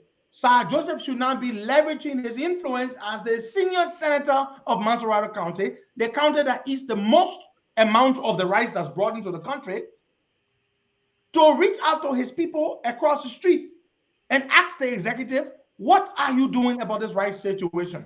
It is a brewing national crisis. And I hope it does not escalate to a proportion where it implodes. So that is what I would do if I were in the Senate instead of Sir Joseph, who is there doing bus business.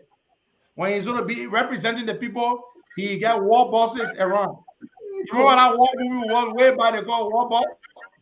That the yellow bus was inside. A senator should not be doing war bus business.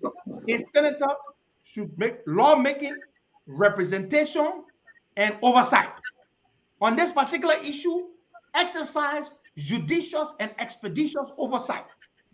Write to the Ministry of Commerce. In fact, petition the Senate to come back from break for this situation.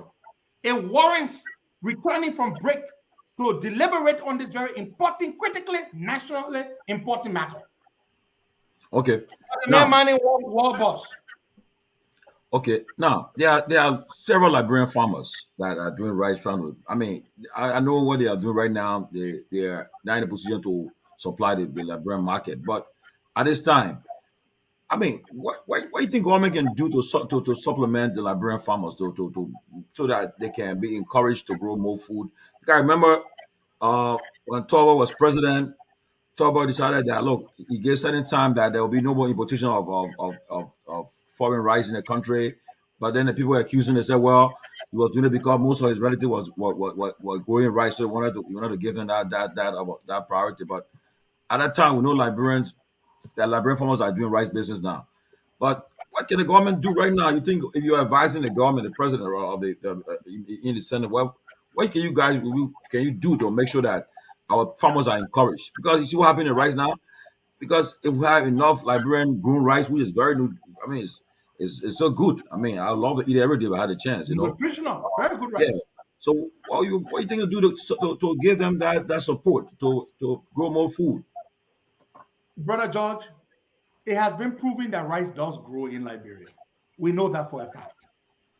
We don't need to even reinvent the wheel. We've already done it before. We know it works. The government should invest in resuscitating the agricultural bank, the Agriculture and Investment Bank. Reopen that bank and capitalize it so that they lend primarily to food production, mechanized production of rice. Liberians may not have the technical expertise to operate a mechanized farm, but you can go to China and India, where most of our rice comes from India. You can bring Indians to operate those machines, those heavy equipment, and they can do a knowledge and skills transfer program working with Liberian agricultural engineers so that over a 2-3 year period, those students would learn, or those people would learn a lot from them, and they would phase out. If the government were to help fund through the Agricultural and Investment Bank 3, 4, 5 large mechanized farms to grow rice, in 5 years, Tumaling George, we can produce a significant amount of rice to wean ourselves, to reduce our dependence on foreign rice that's imported. Now, the rice market, according to the latest statistics from the Ministry of Commerce, is a $250 million market, $250 million a year. When we are sending one of the biggest sources of capital flight in Liberia is to procure rice.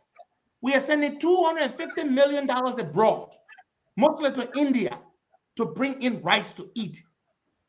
If we were producing rice in our country to reduce capital flight, to create jobs, to improve the strength of the Liberian currency, juxtaposed with the USD, it would do our economy good all around. It would create jobs in the whole value chain, the whole value addition process. It would reduce financial outflows. It would do a whole lot for our country. But we have not had governments, and that goes back to Ellen. We have not had governments that have looked into this to invest in this. But I believe it can be done as it was done in the past. There was a time in Liberia, we grew a lot of rice that we consumed ourselves. But this government will not do it, Tomalin. They have 5 years, they didn't do it. In the last 1 year, they're not going to do it. They're all concerned about getting re-elected.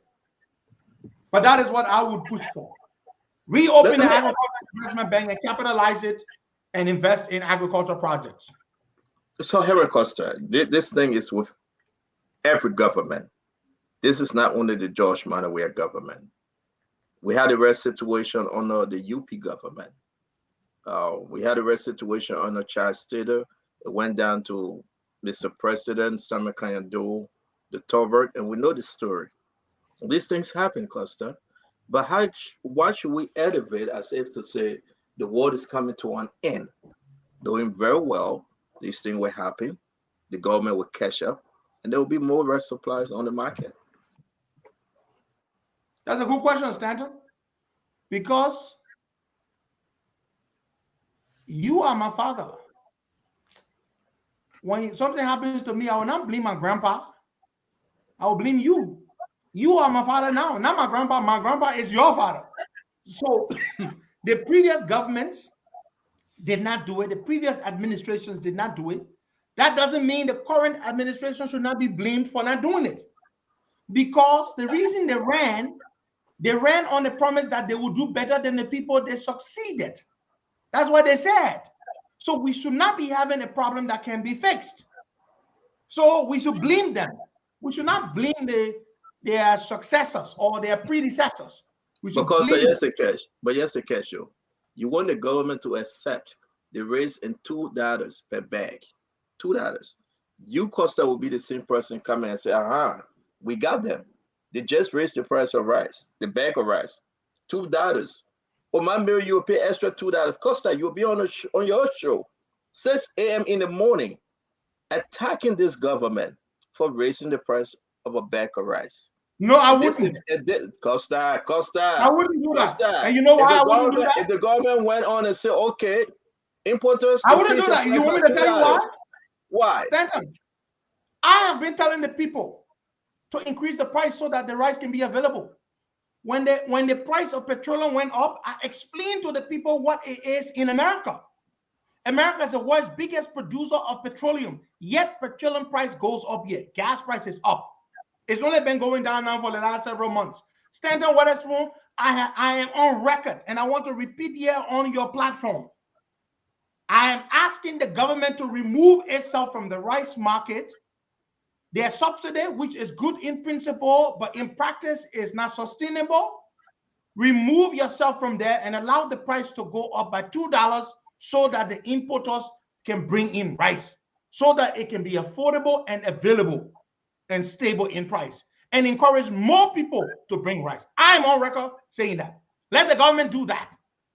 But perhaps the government will not do it because I've been saying that they should do it, because it's the thing to do it and I will take credit. It's not about taking credit, Stanton. I will not politicize the issue of rice.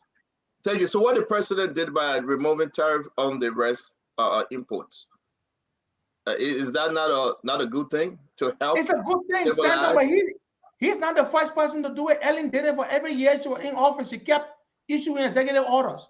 WIA has been doing it too. The last executive order we issued on rice was May 21st, 2021, to suspend the tariff on rice. It's a good thing. I agree, it's a good thing. But Stanton, you said that rice in Ivory Coast, Ghana, Sierra Leone, more expensive than rice in Liberia, right? I think you said that when you were. No, that's very true. The rice in the Ivory Coast is more expensive than rice in Liberia. The rice in Guinea is more expensive than rice in Liberia. Liberia has the cheapest rice price in the Is the government making a mistake to just? I mean, is that a mistake? I mean, will you call this a mistake, or will you call this a good thing that the government trying to keep the rice prices low? No, I'm saying because if you say it's higher in Ivory Coast, but in Liberia, Manberry is spending $17 on a 25 kg or less. Isn't this a good thing for this government? And if more rice coming on the market, the government going to pressure those importers to keep it below what they have agreed to. Isn't it a good thing, Costa? It will fail, it will not work. Remove yourself from the rice market as a government. This subsidy will not work. This is the government that struggles to make payroll sometimes, Stanton. Just to make payroll, they struggle. You won't be thinking about making payroll at the same time making payments to rice importers? It's just too much for you to handle. Remove yourself. The rice in the Ivory Coast is more expensive than our rice. That's true. The rice in Guinea is more expensive. The rice in Sierra Leone, and there are Liberians on here watching, they will tell you that. But you know why, Stanton? The reason is, I don't know whether those countries have a suspension of tariffs on rice, but I know Liberia does. We have it. Maybe that's why rice is a little cheaper than it is in those countries. So if it is a little cheaper, but those countries, we're not hearing about them queuing up in long lines to buy rice. So then why don't you allow the business people to add $2 on it Like the way you allow the petroleum importers to increase the petroleum price, Santa. That's what I'm saying. Allow the rice importers to add $2 so it can be available. So on this one, and I know some people will not like the sound of this, but I support the $2 being added so that we can find it, so that our people will not have to buy a TV set in order to buy rice, and people will not have to buy baking flour and mosquito coil. But on that note, I would say to you, Costa, that's the nonsense.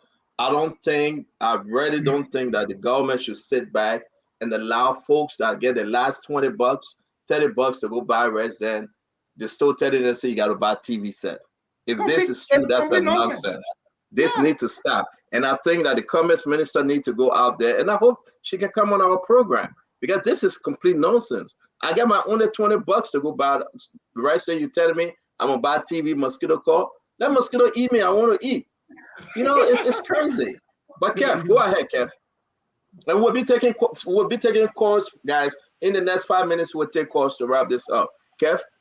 Yeah, I still waiting for my apology from Costa. You know, the last time JMB did Oh, it. you got apology. Rice is talking about being the country for a long Let time. me finish now.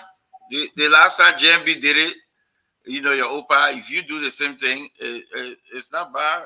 I apologize. The only thing I would say is, you know, sometimes, you know, we do what we call critical thinking, you know, especially Dr. Richardson, you know, and from our field, that before we say something, you have to sit down, analyze it, and check what is real. So I think you should have done your homework, my brother Costa, on this rice issue. Even if you give me a call, I would just say, my brother, hey, don't go with that story. I mean, Kev, man, but Kev, you wait, man. You know, The rice is talking about can I new consignment. yeah, but let me finish now. Stanton, just confirm the team. Stanton, I said that team. Let me finish. I said that new shit. Let me finish. You see, so at least you could have just, you know, call me. I will confirm. But I want you to understand one thing. Costa. If you keep coming with this story, and anytime you come with these stories, then and the story is wrong, maybe the route need to change, because what kind of story, Kev? Keep coming with Are story. you saying that we don't have a rice crackers? You come with is that what my brother Kev is saying? You need to change the route, because this your story gotta be factual all the time. Oh, no rest, no rest. You see the scare tactics. But let me say this to you. You said something about your senatorial bid. You said all the polls show you that you're winning. So right now, all the polls show that George Manuel Weah is winning. So will you agree with that polls also? We're talking about rice issue, the mental proposal. No, you say you oppose. I just want to put in. No, let me tell you, Costa.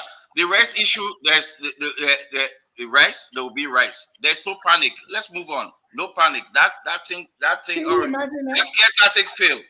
It failed. There will be rice. Let's move on. So is that how you speak to the people who are printing in lines to buy rice, Kev? Is that how you speak to them? The rain is another issue. Rice coming up. Let me tell you something. You know, the rice issue not only in Liberia, in Black Africa is a serious issue, and the government understand that. So that country will not be without rice. Right, the country will be fine. More rice coming, my brother. More rice coming. Because you and I in America. My brother, more rice coming. But I'm telling you, are you going December, my man? You enjoy your rice. You enjoy your rice. I will carry my own rice before I go. Don't panic. But let's talk politics. Rice field. Let's talk. Politics. Yeah. So guys, hold on, Kev.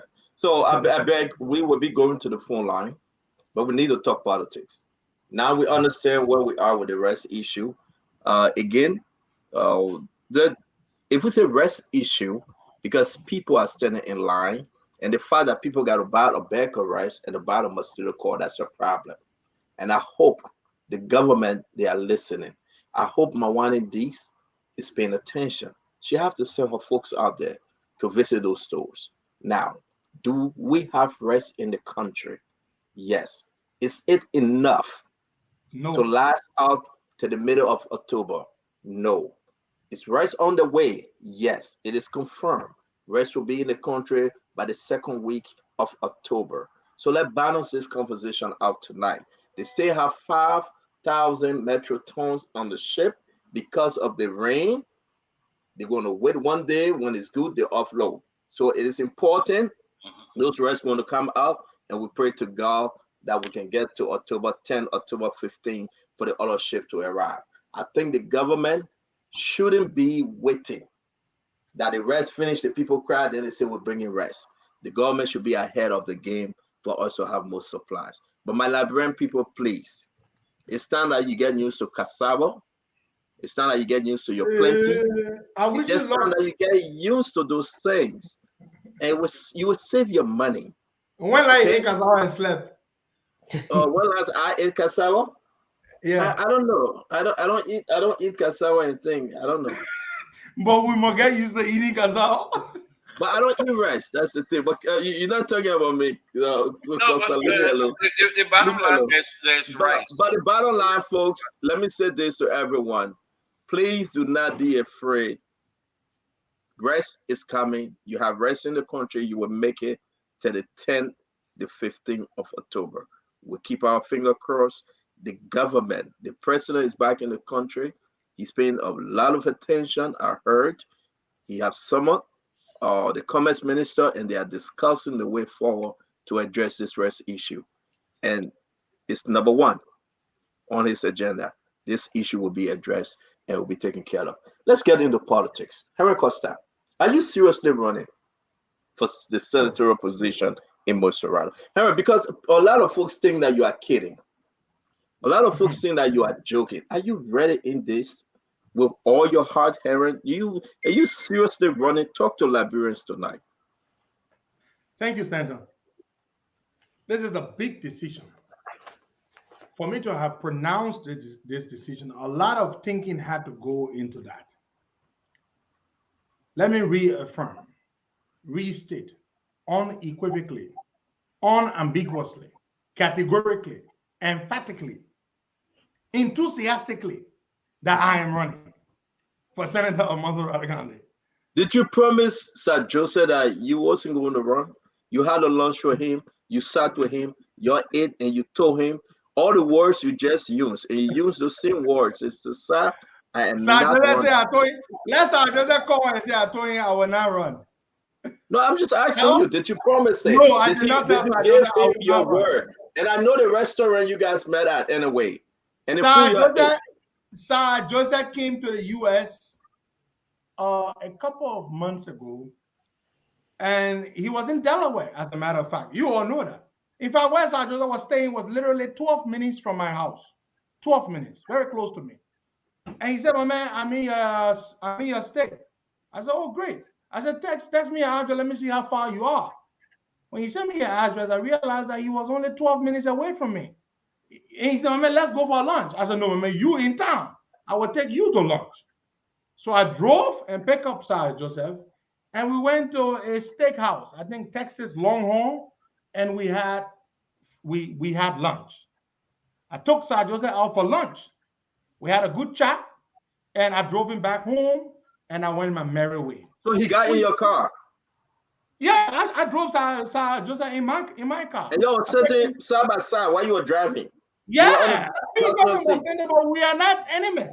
I drove Sir Joseph, I picked him up, I took him to lunch. We had steak. I remember what I ate. I ate steak and some asparagus or something, or Brussels sprouts. And I think Sir Joseph, I don't know what he had, but Sir Joseph had salmon and broccoli and something. So we ate. I paid the bill. I drove my man back, and that was it. You know, we talked, and I will not. Did he ask you whether you had any interest? Oh no, Sir Joseph did not ask me whether I'm running or whether I'm not running. You guys had a conversation about whether you're running or not? No, we never had that conversation about whether I'm running or not. It was just being hospitable. Did you promise him? But we did not have the conversation. Why would I promise him? No, Costa. Maybe I don't know who's telling the truth. Did you promise him that you would not run? Oh, Sir Joseph told you that? Are you quoting Sir Joseph? No, I'm asking you. Did you promise him that you would not run? You got to be quoting somebody now. Stanton, I did not promise. I just said that I'm not running. But now the people are looking at Sir Joseph to be the hero. He have the name, the personal I name, took Sir the man for Joseph. lunch. What, And I took the what, man back home. what do you think, Sir? Where is Sir Joseph's weaknesses? To talk to Liberians tonight. How you plan to defeat Sir Joseph? Sir Joseph is not a lawmaker. Sir Joseph is a political humanitarian and a businessman.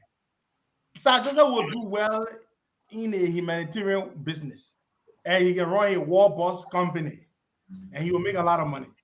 But a lawmaker supposed to make law. All the years Sir Joseph has been in the legislature standard, Sir Joseph has never proffered nor co-sponsored a single bill.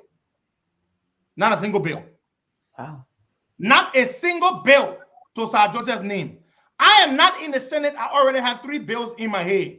Healthcare Reform Act, the Buy Liberian Empowerment Act, and the Senior Citizen Assistance Program Act. I got 3 bills in my head already, ready to put it on paper. Sir Joseph was represented. I selected Sir Joseph and recommended Sir Joseph to be selected as the CDC representative in 2011. He will tell you, in fact, he acknowledged that story right on this show in 2011. But Sir Joseph has not sponsored one single bill in all the years. All Sir Joseph know how to do is to hustle for old ambulances, old school buses, and unwanted medical supplies and equipment. Let Sir Joseph continue to do that in his private capacity. As senator, I will ensure that we will protect him. We will ensure that when he brings in those war buses, if they are for philanthropic or charitable uses, we'll ensure that they have duty privileges where necessary and where legally allowed. But Sir Joseph is not a lawmaker.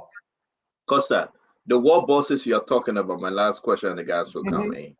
Those are war bosses now that are saving a lot of people in transportation. And it's never free, Stanton. He's making money. Costa, you pay $100 you pay $100 instead of $5. You pay $100 instead of $500 to move from point A to B. Those war bosses helping a lot of market women, students, to get past. Costa, how will you call them war bosses? But it is not free, Stanton. At least, but it's $100 compared to $600. No, that is not true. Stanton, I beg you, let me hold you right there. Don't say that again. You don't want to embarrass and say yes, Stanton. The only difference came on the show and said it. Listen to me, Stanton. The only difference between the fares of Sir Joseph war bosses is a minimum $10. $10 difference in fare. $10 difference. No. What's the fare? Shopping block for Sir Joseph. Okay. You want to go in the war ball business too? I wish I can. That's the richest thing. Go ahead. I thought I was in the Costa. I don't know what happened. That's the richest thing. Go ahead. So when I hear you say, and I don't know, I guess I'm just going by what you said, that since Sir Joseph has been in the Senate, that he has not proffered a bill. That is kind of scary to me. That's true. So my question is, we continue as Liberians to elect people who may not be in a lawmaking business as compared to being in maybe another type of business, for example, humanitarian business. How do you think you can contribute to educating Liberians, the civic education about voting? Because it saddens me that we have this issue. That's true, Doc. That's a good question. Lawmakers, for you to be a legislator all this while since 2011 in the House and in the Senate, and you do not have a single piece of legislation with your name attached to it, it's alarming. Either Sir Joseph does not have what it takes to craft a bill, or he has no interest in crafting one. And you cannot tell me, for Christ's sake, there are no needs available for new pieces of legislation to be passed. So what I'm doing in terms of conscientizing the people in how to vote, the people are becoming more aware. And all of you are doing a great job yourselves by telling the people what to look for in a candidate, whether presidential, legislative. The people should vote for people who Dr. Richardson, how many? Monserrate County has almost 2 million people. How many people will ride 10 buses? What sort of impact does that make? I have the Healthcare Reform Act in my head. Dr. Richardson, from day one, we will put our bill on the floor.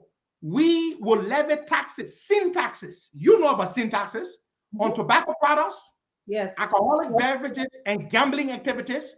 Would generate millions of dollars that will go into an extra account called a National Healthcare Fund. From that account, we will bring the best doctors, specialist doctors, not general practitioners. We will bring them from Cuba because they got some of the best doctors in the world. These doctors will pay them to come to the country. We will provide housing, we'll provide transportation. We will also send Liberian general practitioners to specialize in epidemiology, cardiology, neurology, or neuroscience, and all types of fields of medicine. So that if Dr. Richardson went to Liberia, she would receive the same quality of healthcare that she would receive in America, because the same expertise the same quality, the same expertise in the doctors would be there, and the same equipment and instruments, the worker will also be there, paid for through this particular fund. This will benefit the entire country. So when Ma Mary needs an open heart surgery, she can get seen by the best doctor in the world, an open heart surgery done, because when John Brown bought one bottle of beer, he paid a small sin tax that went into that fund, into that account, that would pay that Cuban doctor to perform that surgery on her. We are doing this.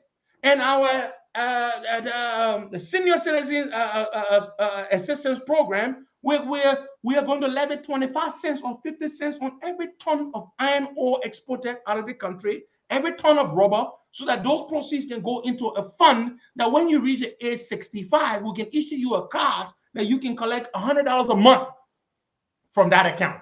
Our way of helping our senior citizens who don't have any other social safety net. And that is a small economy too. It helps the economy too. It helps the economy, because now you got more people with money in their pockets, greater purchasing power, and all over it has a multiplier effect. These are things that Sir Joseph is not able to do. All Sir Joseph knows how to do is when good things are being debated on the floor, he interrupts, he disrupts. That's what he does. That's why he pissed Yombly off one time. He had to spill coffee on him. You recall?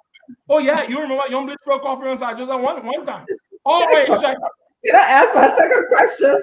That one each, we gotta go. That doesn't matter. We're not going stand up. Yombly wasted coffee on him, even though she apologized later, but he pissed the woman off. Speaking of Yombly wasting go ahead and read it simply. Last question. That's we're not going. We still got time. Hey, my question is actually related to your timeline, Custer. Yeah. I've heard, like you, many other Liberians live here that are wanting to go back home to run for political offices. What's your timeline look like since you're serious about this thing? Is there, given law and registration and campaigning? Yeah, we have enough time. Everything happens next year. Yeah, but I'm going December and I will be in the country back and forth. But yeah, but Dr. Richardson, I'm not a resident in the US. I'm here as a student. Okay. So yeah, I'm actually here in the US as a student. I'm not a US resident. I came to this country on a student visa. I got my bachelor's degree. I'm completing my graduate studies October 16th. I only got one course I'm doing right now, and I'm done. So yeah, so I'm going. Yeah, I did four load, 5 courses per semester. I did summer. I did everything like 36 credits. Wow. You know, can you make it clear? Cause all the talking I can be talking. I've been doing my lesson. Good sir, can you make it clear? You say you are not a resident. I'm a resident of Liberia. I'm a student in America. I'm here on an F1 visa. Dr. Richardson. So the election law. Huh? Is this your home? No, this is not. Unlike Gowia, this is not my home. Liberia is my home. I live in Miami. I'm done with my question, please. Somebody judge. That's what Richard says, having fun. Somebody judge. Go ahead. Acosta. I live in Miami. I'm not get door you go Rossi.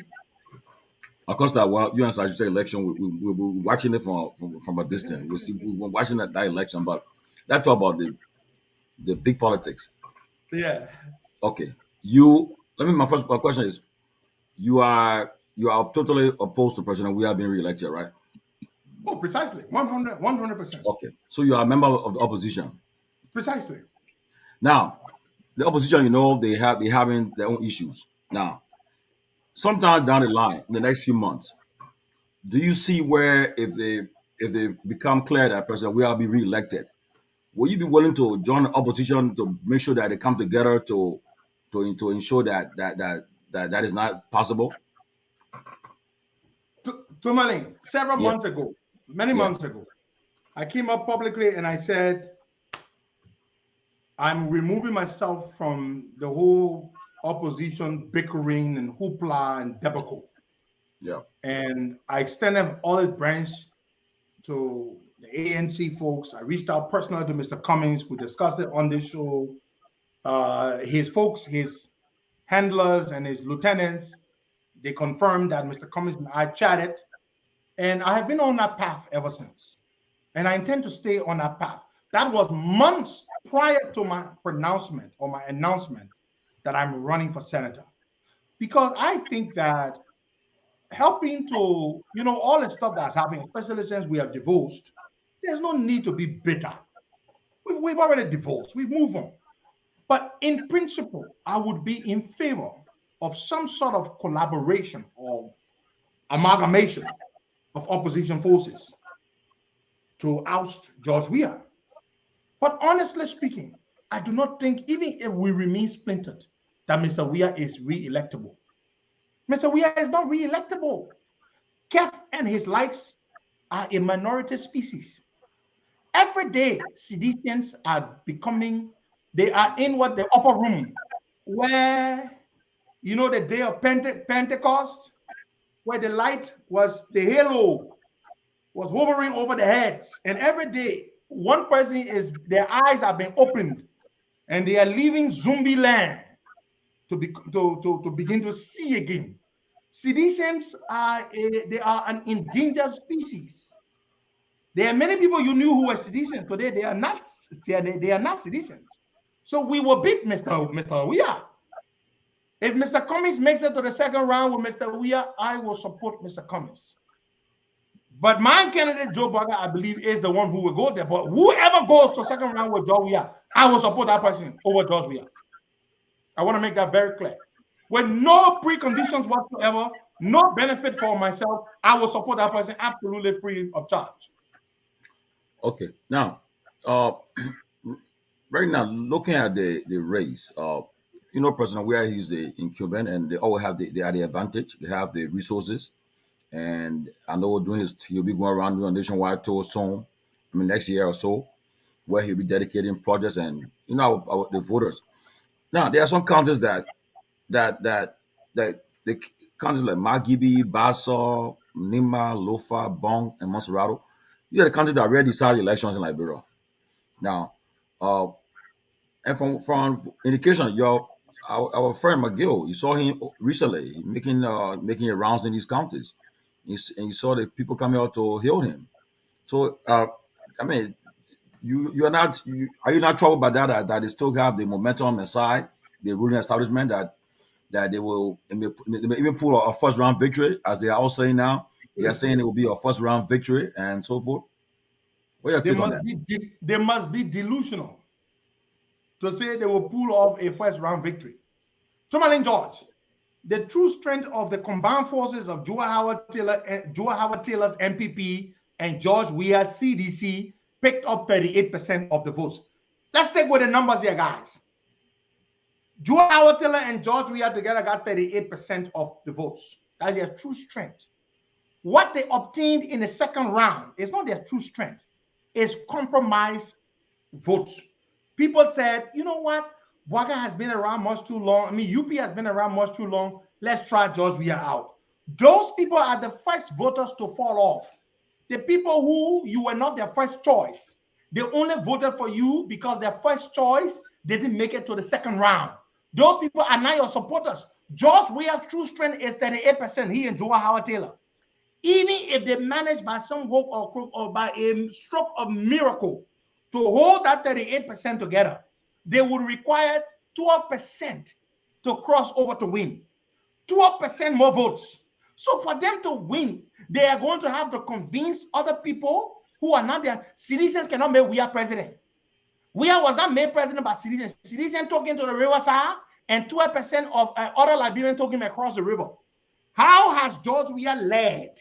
How has he governed to endear and woo and charm and enchant other Liberians who will not shout Munya Munya and wear berets to go and support him? That is not going to happen. Mr. Weah is a very, they have a parochial kaleidoscope. They only think in terms of partisan. They have never been able to disengage from campaign mode to governing mode. And because of that, I will not support him. Lots of people will not support him. And so citizens will take him to a certain distance, but they will leave him there. And that is where we'll come and we'll flog him. So winning first round is impossible. Costa, before I get to Kev, please. Kev, for just 1 minute. Let me ask you a question, Costa. Yes, sir. Who do you think going to make the second round? Joseph Boakai will come first. Weah will come second. So Joseph Boakai will obtain more votes in the first round. George Weah will come second to him, consistent with all the trend analysis, the polls, the surveys, and all that stuff that we've been seeing. So you're saying there will be no comments in the second round? With all due respect to Mr. Cummings, I think he has just not been able to generate enough traction to surpass Joe Boakai at this point. So we have over a year to go. I don't know, anything is possible in politics, but it just hasn't happened yet. It doesn't mean that it could not happen, but it is also unlikely that it will happen in 13 months. So I will give you this, but let me ask you this question as we move forward. Costa, given the pathway of Joseph Yema Boakai victory without comments, without other opposition political party. Yes. Let me say this to you, Stanton. The reason why I believe the opposition cannot have a one-round victory, a first-round victory over George Weah, is because Cummings and Boakai will not be on the same ticket. If Cummings and Boakai were on the same ticket, and that's something I know that will not happen, we can beat George Weah first round. Cummings may have come 5th place in 2017, but Cummings is no longer a 5th place man.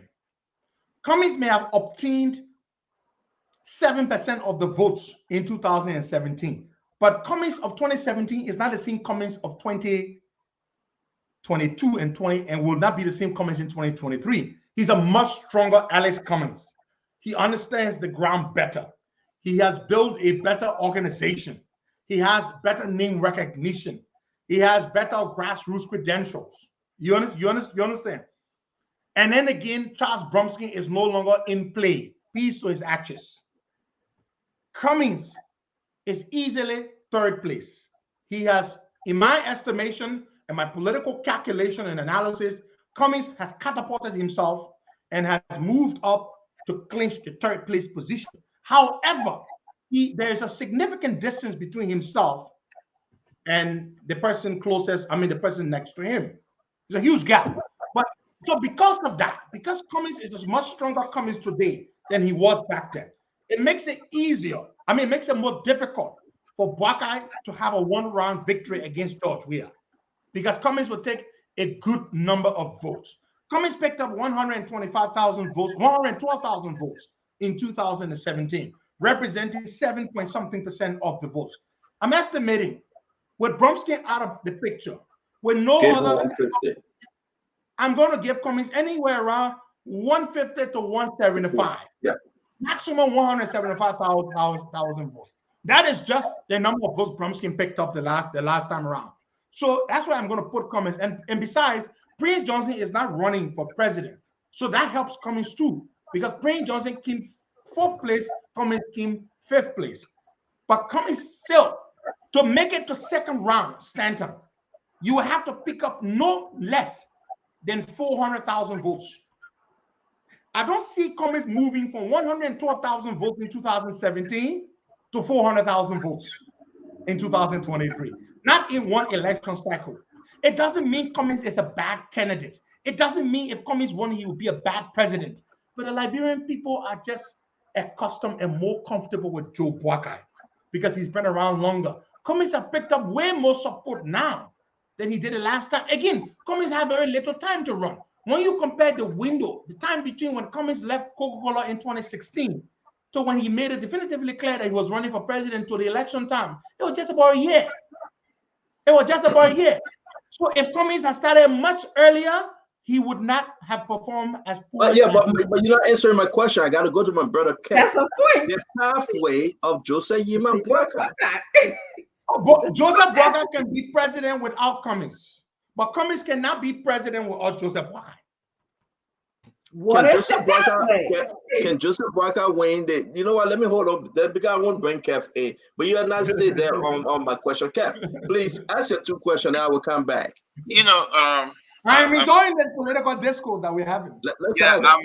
And you know, I listened to Costa. I don't know if there's a smoke screen you blowing to the ANC people, but you know that at this moment we should be discussing the pathway for Joseph Boakai. I don't think Cummings will be fit in this discussion. You saying Cummings will be third? No, I don't think so. You're talking about Bromskin is not in the race. Can Cummings attract Bassa? Does Cummings have any traction in Bassa? The answer is no. Remember, the Liberty Party do have traction in Bassa. So the answer is no. You talk about Prince Johnson. The Cummings do have traction in Nimba. The answer is no. So when we discuss, that is not true. Cummings came third place in Nimba in 2017. Just so you know. Listen.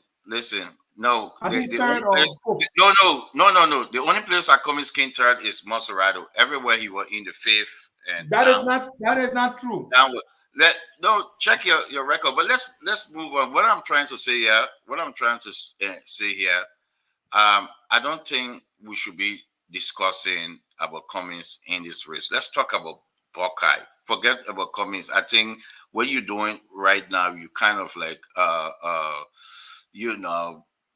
playing with the head, thinking that maybe if you go second round, it will be with you. But you and I know that with all the polls that you talk about, no polls show that Cummings get more than 3 people who will say I'm Cummings. Nowhere in it's their polls coming third. All the polls that we've seen have placed Mr. Cummings in a 3rd place position. Distant third, yes, but 3rd place. The polls that you're saying.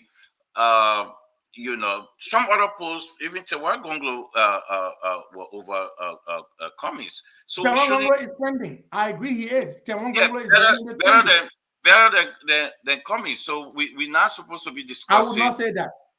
I would not say that. But you and I know that. But let's talk about the question CEO said.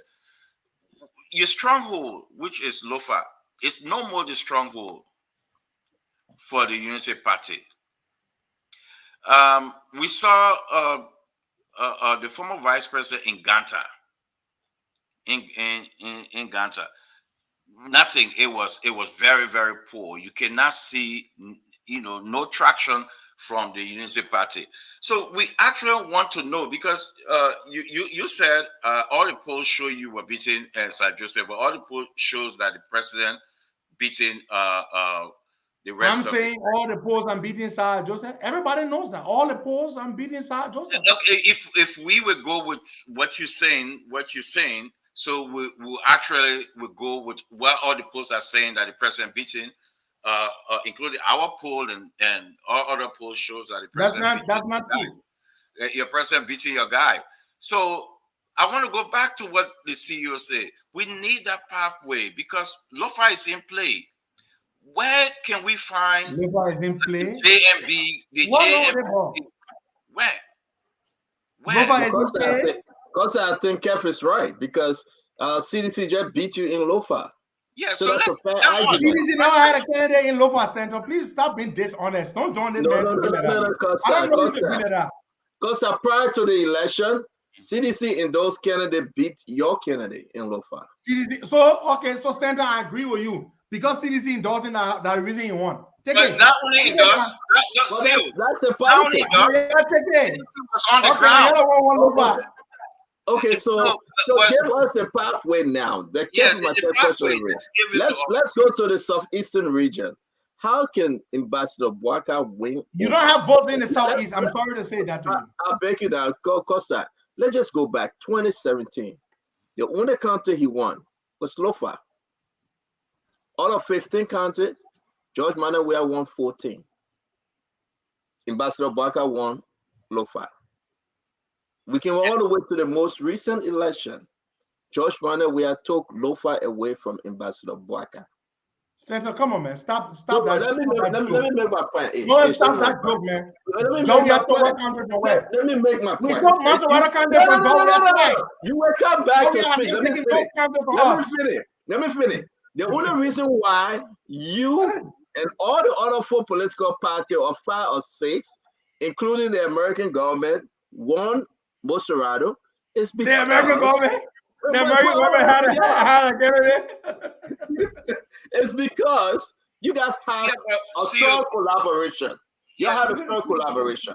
But now when you went alone, we are not talking about CPP. You see, we are not talking about CPP. We are talking about United Party and CDC. So don't say we took Monserrato. That was CPP. You're not part of CPP anymore. Yeah, but but what I'm saying, Costa, what I'm saying, George Manawea, the most recent election, beat you. Joe, we had never endorsed a candidate. Joe, we had never campaigned for a candidate. All the candidates, Joe, we are endorsed. George Manawea senator, George Manawea representative. The entire CDC went with everything they had, and they beat you in LOFA. Senator, let me tell you something. Do you know why CDC has not fielded a candidate for a long time in by-elections? The fear of being whooped like a market. It's good politics. It's good politics, though. It's the politics of fear. The politics of fear. Politics. You know, that was listen, and I must applaud them because that was the best thing ever today. But right? CEO, let me come in, please. Let me come in, CEO. The CDC never hide never hide in LOFA.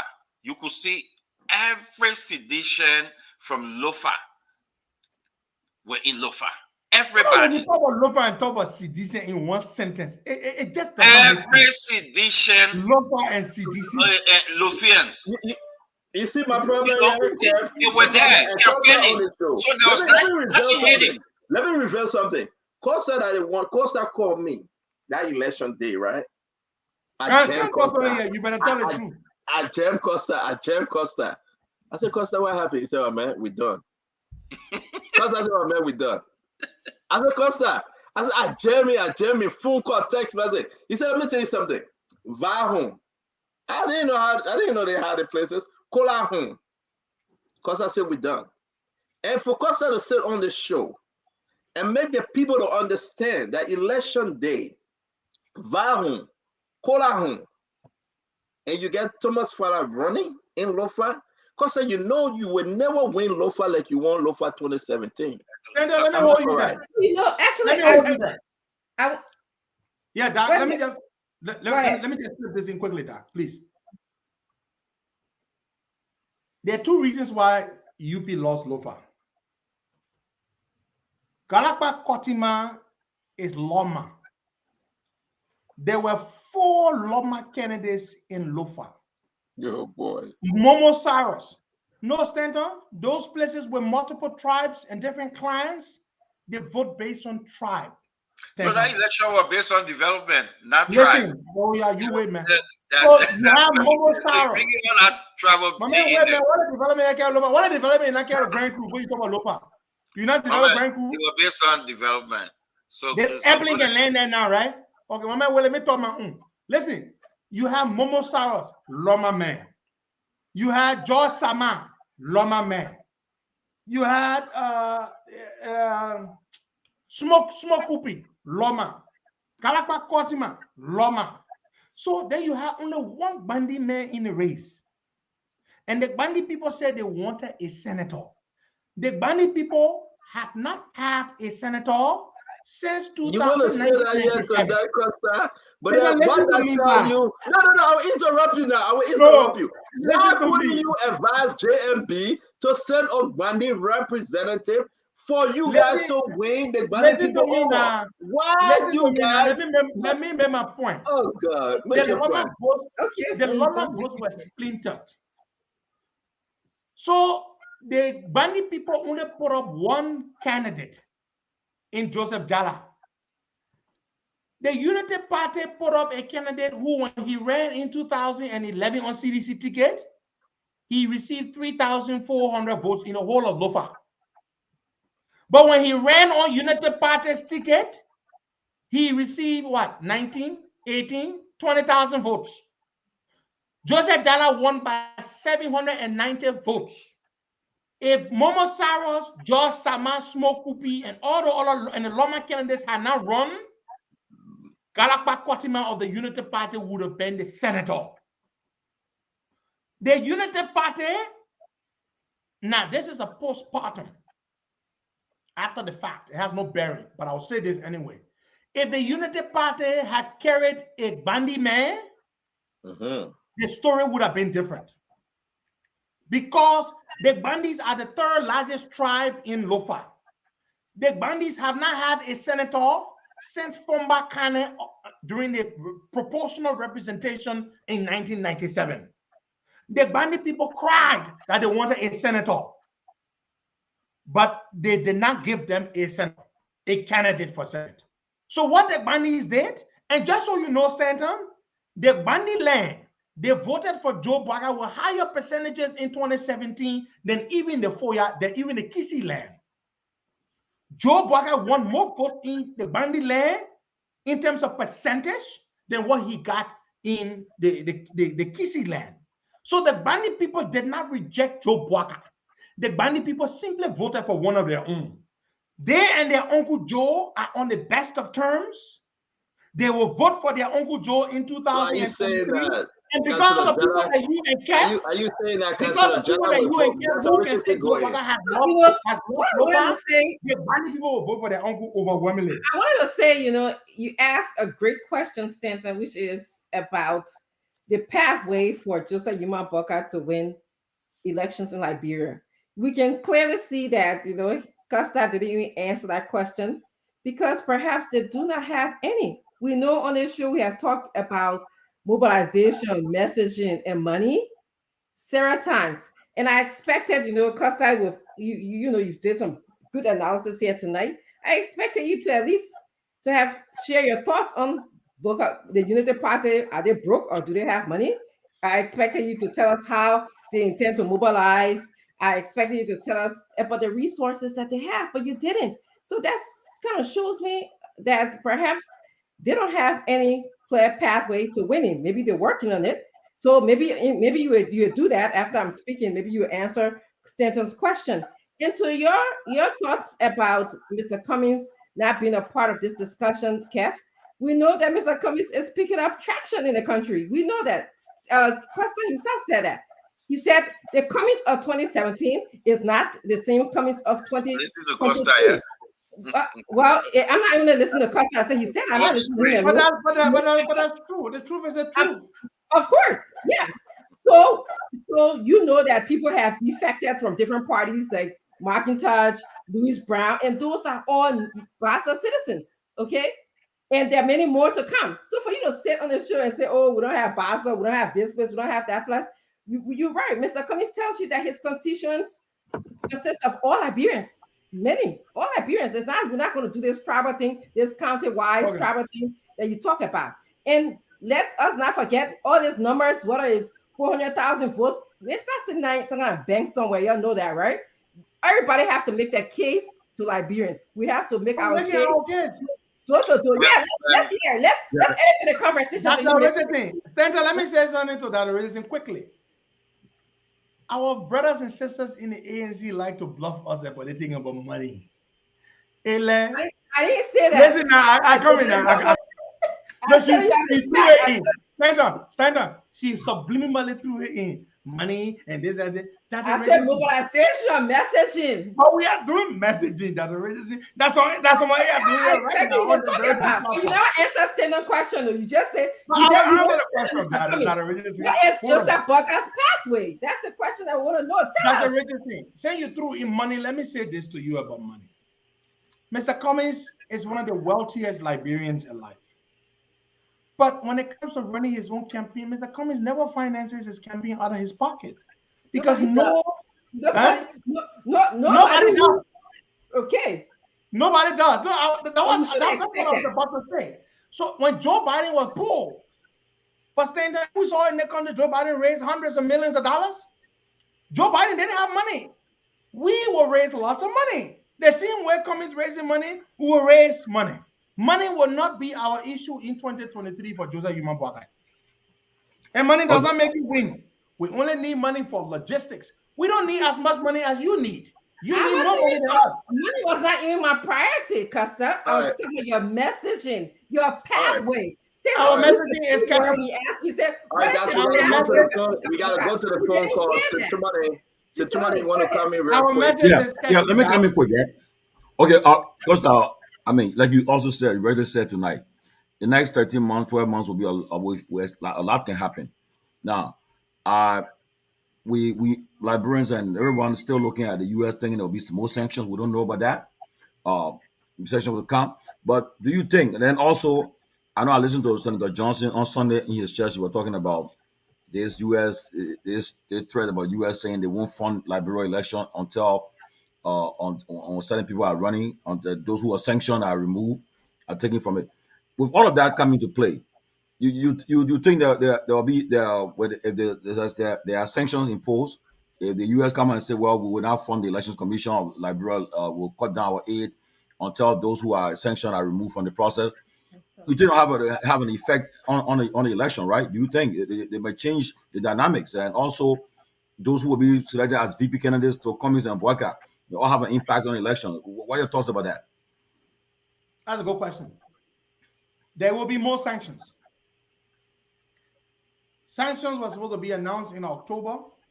They were deferred to be announced on December 9th to commemorate World Anti-Corruption Day. There will be more sanctions. That much I can tell you, 100%. When sanctions come, some people will have charges drawn up against them at the war crimes at the ICC, the International Criminal Court, for human rights violations.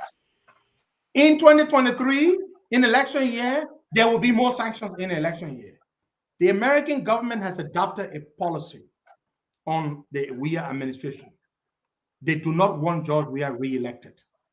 That is the position of the United States government. That is why every time but listen, let him deny it all he wants. Tourmaline, you have sources, you hear things. Stanton, you have sources, you hear things. Dr. Richardson, you do the same. The Americans, every opportunity every effort they've made to get a meeting. Didn't you all see the meeting, the letter requesting an audience with the VP Kamala Harris that was rejected? The meeting that he was supposed to have with the congressional black leaders in DC, the meeting was canceled. Every effort by Weah and his folks, the Americans have adopted a position on Liberia. They believe that Weah is bad for the country. They believe that the Weah administration is bad for the U.S. national security interest. When the Americans sanctioned the passport director that time, Mike Pompeo was Secretary of State. You all recall, they said that the risk of having shady individuals, criminals, carrying Liberian diplomatic passports pose a threat to U.S. national security interests. the US government is convinced that we must go.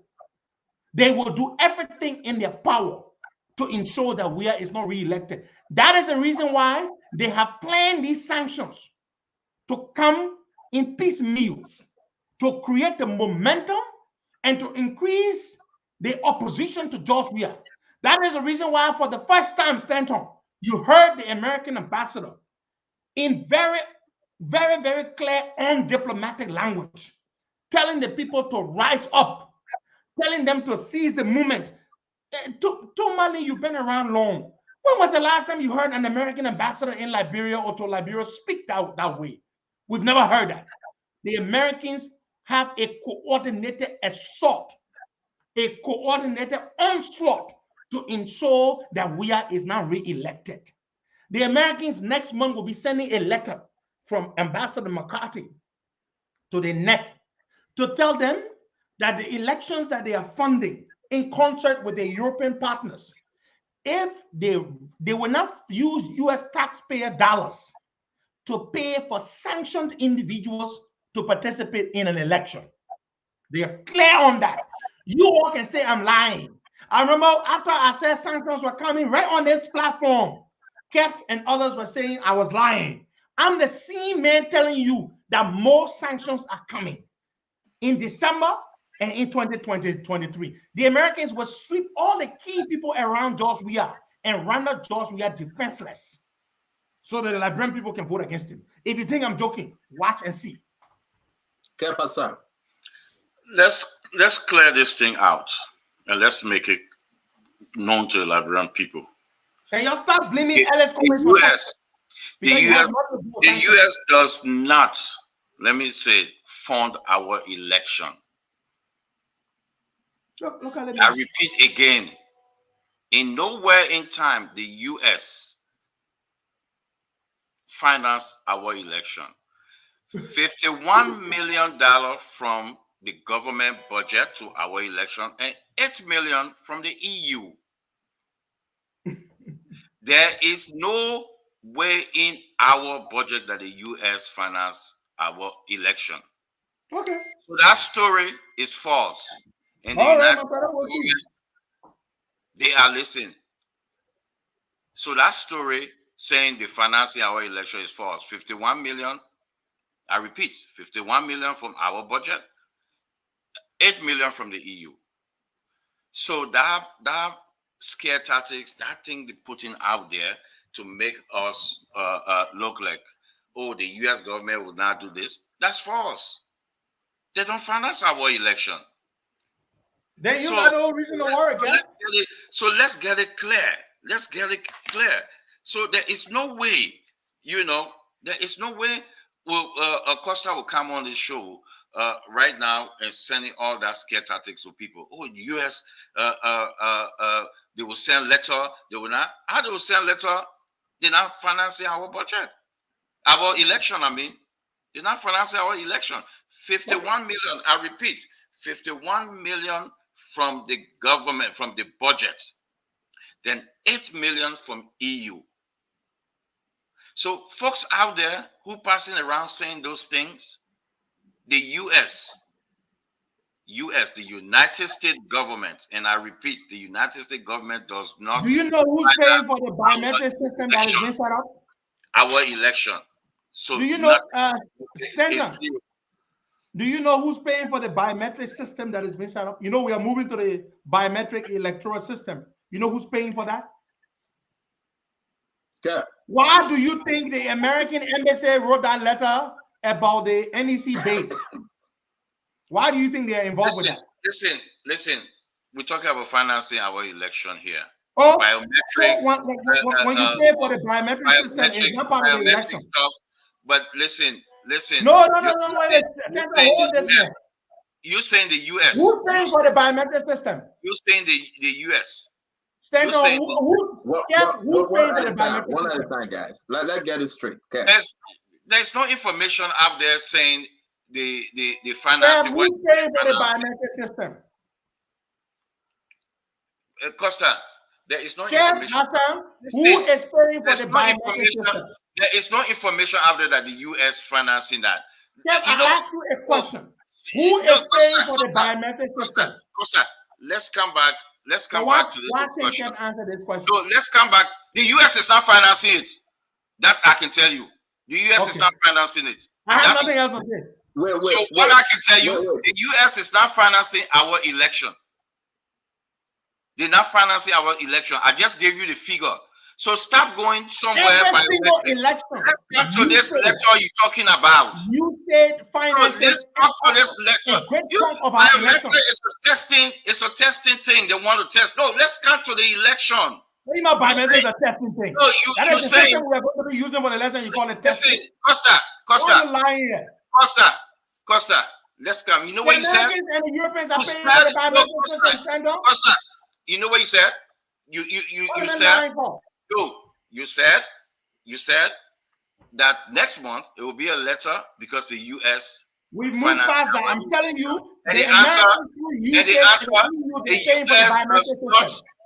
the U.S. does not finance our election. Let's get that clear. You can come with all the little things, but let's come to that big issue because you know what? Folks are passing around saying it.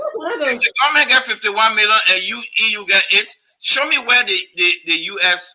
financing our election. That's not true. So I'm looking at a newspaper clipping here that says that the Sweden and the United States government, by way of UNDP, gave Liberia $4.8 million to finance the electoral process. This is August 2021. Say that again.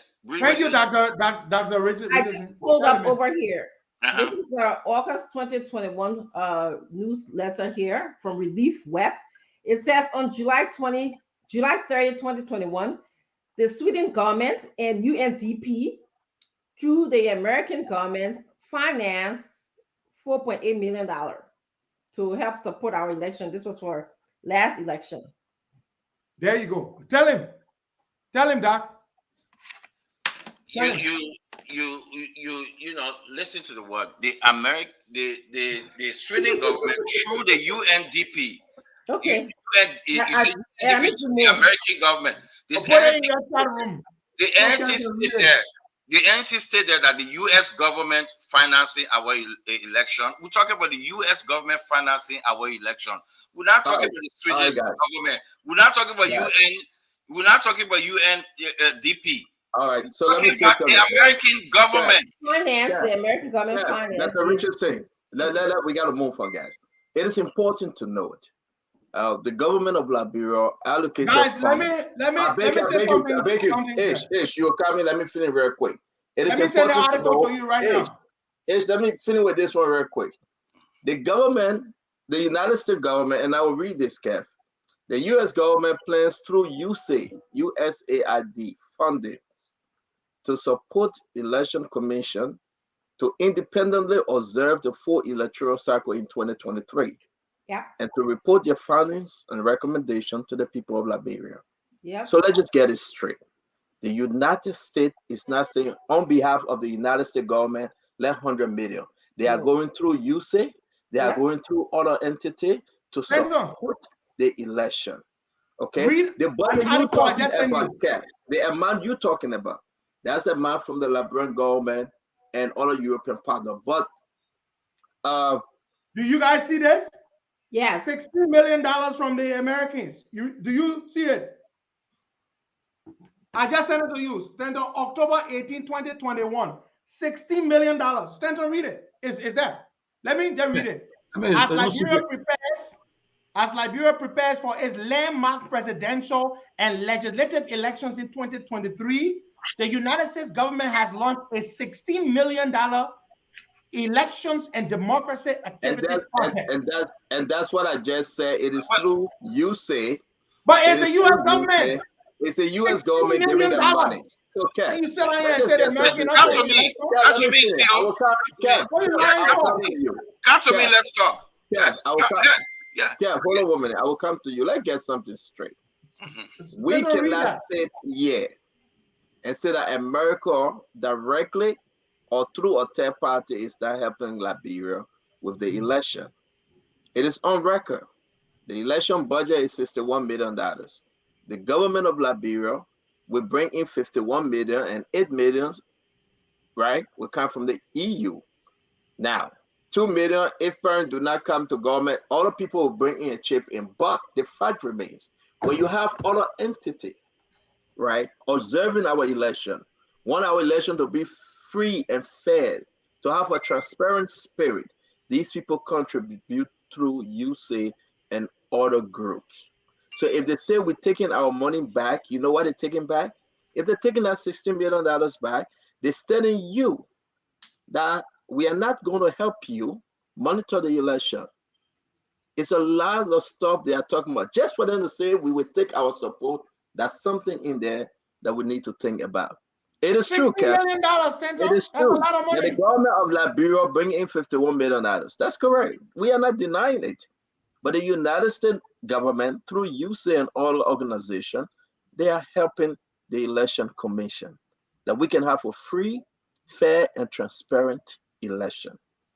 Okay. You can go ahead, Kev. I repeat again. What Costa said, the American government will withdraw their funds from Liberia. And that is a lie. There is nothing shows. But you can wait and see. And say October. Nothing, no. There's nothing shows that they are funding our election. Nothing. They're never read about the same thing. All this article you're reading, all this article you're reading, you're talking about UNDP, you're talking this. Listen, the EU 8 million. We have all the information. The EU 8 million. My man, the government 51 million. Others, every other thing, including 2 million. We do have. Yeah, we gotta go. So there is nothing show, and that is a complete. We gotta go. 51 million for the government. EU. Yeah, I'm trying to 8 million.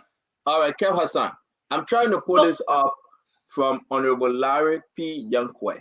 He's a representative, on our page. He said, listen to this, and I'm trying to find it. The more than $20 million required for the biometric technology will be underwritten by our Western counterparts, including America. Yeah. I beg you guys, hold on 1 minute. I beg you. This is from Representative Larry P. Youngquay. He's saying that a little over 20 million will be paid by Western counterparts, including America. America gets fish to fry in this oil. America is helping. We need to understand it. He's not giving us a fact. It will be paid by Western, including America. But let's get something clear. America is our closest partner. They will always support our electoral process. They've been doing it since 1985. They've been doing it. Even they supported through the Carter Center, the National Democratic Institute, NDI. They send the money to you, the organization. So for you to say, America wants to spend one election, come on, brother. Let not go that route, man. That'd be fair. Listen. I was going to add on the Carter Center historically monitor our elections, and the Carter Center is a 501c3 organization registered in the United States that is funded by the U.S., individuals, and other international agencies. So, well, Costa, real quick before we go, you know what we need to do, CEO? You know what we need to do? Let's wrap it up now because you know what we need to do? We need to call the folks at NEC. We need to call the folks at NEC because the government even transferred 15 million. So we need to call the folks for this biometric. This biometrics we're talking about. Can I get my closing comment? Why didn't the American people intervene and say they talk about biometric? Because they knew that money was involved. Thank you. Let's talk. Let's call the folks. The biometric contract will be retendered. Let's call. Because the Americans got a problem with the way they went ahead with the first bid round. The Americans are involved. Kev, we got to move on. But in this year budget, there is a fund for biometric. Kev, it's in this year budget. Kev, we got to move on. If you want to call people for neck, please do. No, I don't know. No, I think that's the best thing. Instead of we hearing from it's the best thing. But I'm very clear. I don't need them to come and talk about the biometrics. No. I'm very clear with it. I don't need them to tell me whether America is helping in this election. I don't need them to tell me because I know. Okay. Exactly. So if you do, you call them. Yeah, but I think the story is false. The story is false. Okay. All right, that's fine. Guys, Costa, we're gonna take a few questions, a few calls, maybe like 5 or 10. Costa, let's go to the phone line, man. All right, guys. Thank you very much, gentlemen. I got to go. No, but I'll go to the phone line, Senator Okay. to be. Let's go to the phone line. Thank you. Thank you. Your man, let's speak. The man endorse you, man, Senator to be. Let's never run a war boss company. Man, I get 2 buses in that thing and stuff. I need my bus. That's it, go ahead. Okay, folks, you can call on 080-0555-101075 or 0777-71075, and you'll be live tonight on the program Spoon Talk. Let's talk to this first person. Good evening. This is one from Dallas Cross from EW Community. Okay, go ahead, you're live. Yeah. Thank you for the analysis and thank you to all the panelists on the show. So Mr. Harrington points out that in 2017, I lived in the Sheffield I followed the politics in Nigeria very well. If you couldn't win the district election, you couldn't get winning when it comes to CSR election. Okay. And you say, or you want black guy can win Austria. That is not possible. We are not superior. Thank you very much. Let's talk to this person. Hello? Yeah, hello. Okay, go ahead, you're live, sir. Yeah, I'm Advocate. I'm a member of the United Party Intellectual Reform Bureau for Social Education number 4. Go ahead, sir. Yeah, I got question for person and I got question for person. Go ahead. You look for somebody that did not running in the election in my ask that Joseph because he told us that if someone for that win and that won the election, they're not coming to run. And he said, "Get on your platform or spoon talk." And to keep a sound and then the corruption, all the pools in Mosul here, including your station, spoon, the biggest opinion pool that you had there, Joseph Oga won all. Okay, thank you. Not a single one at your one. Thank you very much. Good evening. Nancy, I do have call. Yeah, after. Okay, go ahead. Please hold on from the local line. Let's take. Go ahead, caller. Go ahead. Hello? Yeah. Yeah, hello. Basically, this is Representative Gray. I just want to make a quick correction. I talked about metric. The Americans did not get involved for retendering. The Board of Commissioners, there is a rule under their arrangement that there should have been consultation. But the allegation is that the chairman took a unilateral decision where all of members were not involved. And the PPCC read their own rules along with that of the PPCC, and they thought that it was not given the proper way. That hearing was heard by the Liberian Senate and leadership of the House of Representatives, so they were advised to go and do the right thing before the American girl got concerned about that. That's one. Two, I heard Aaron Costa talking about sanction. Even Mr. Ure supposes on U.S. Homeland Security sanction list that doesn't go to America. So it would be a good thing when people attend over to the RCC for both human rights abuses and crimes against economic crimes to a great extent. So, you can't just look, the sanction in the United States of America, what does it have to do with the RCC? America is not even a member of the RCC, and Costa knows that very well. Okay? So let's stop making noise, right? George Weah goes to election, he's going to win. You see the fighting, they say, George Weah will now run, so they can have a smooth ride.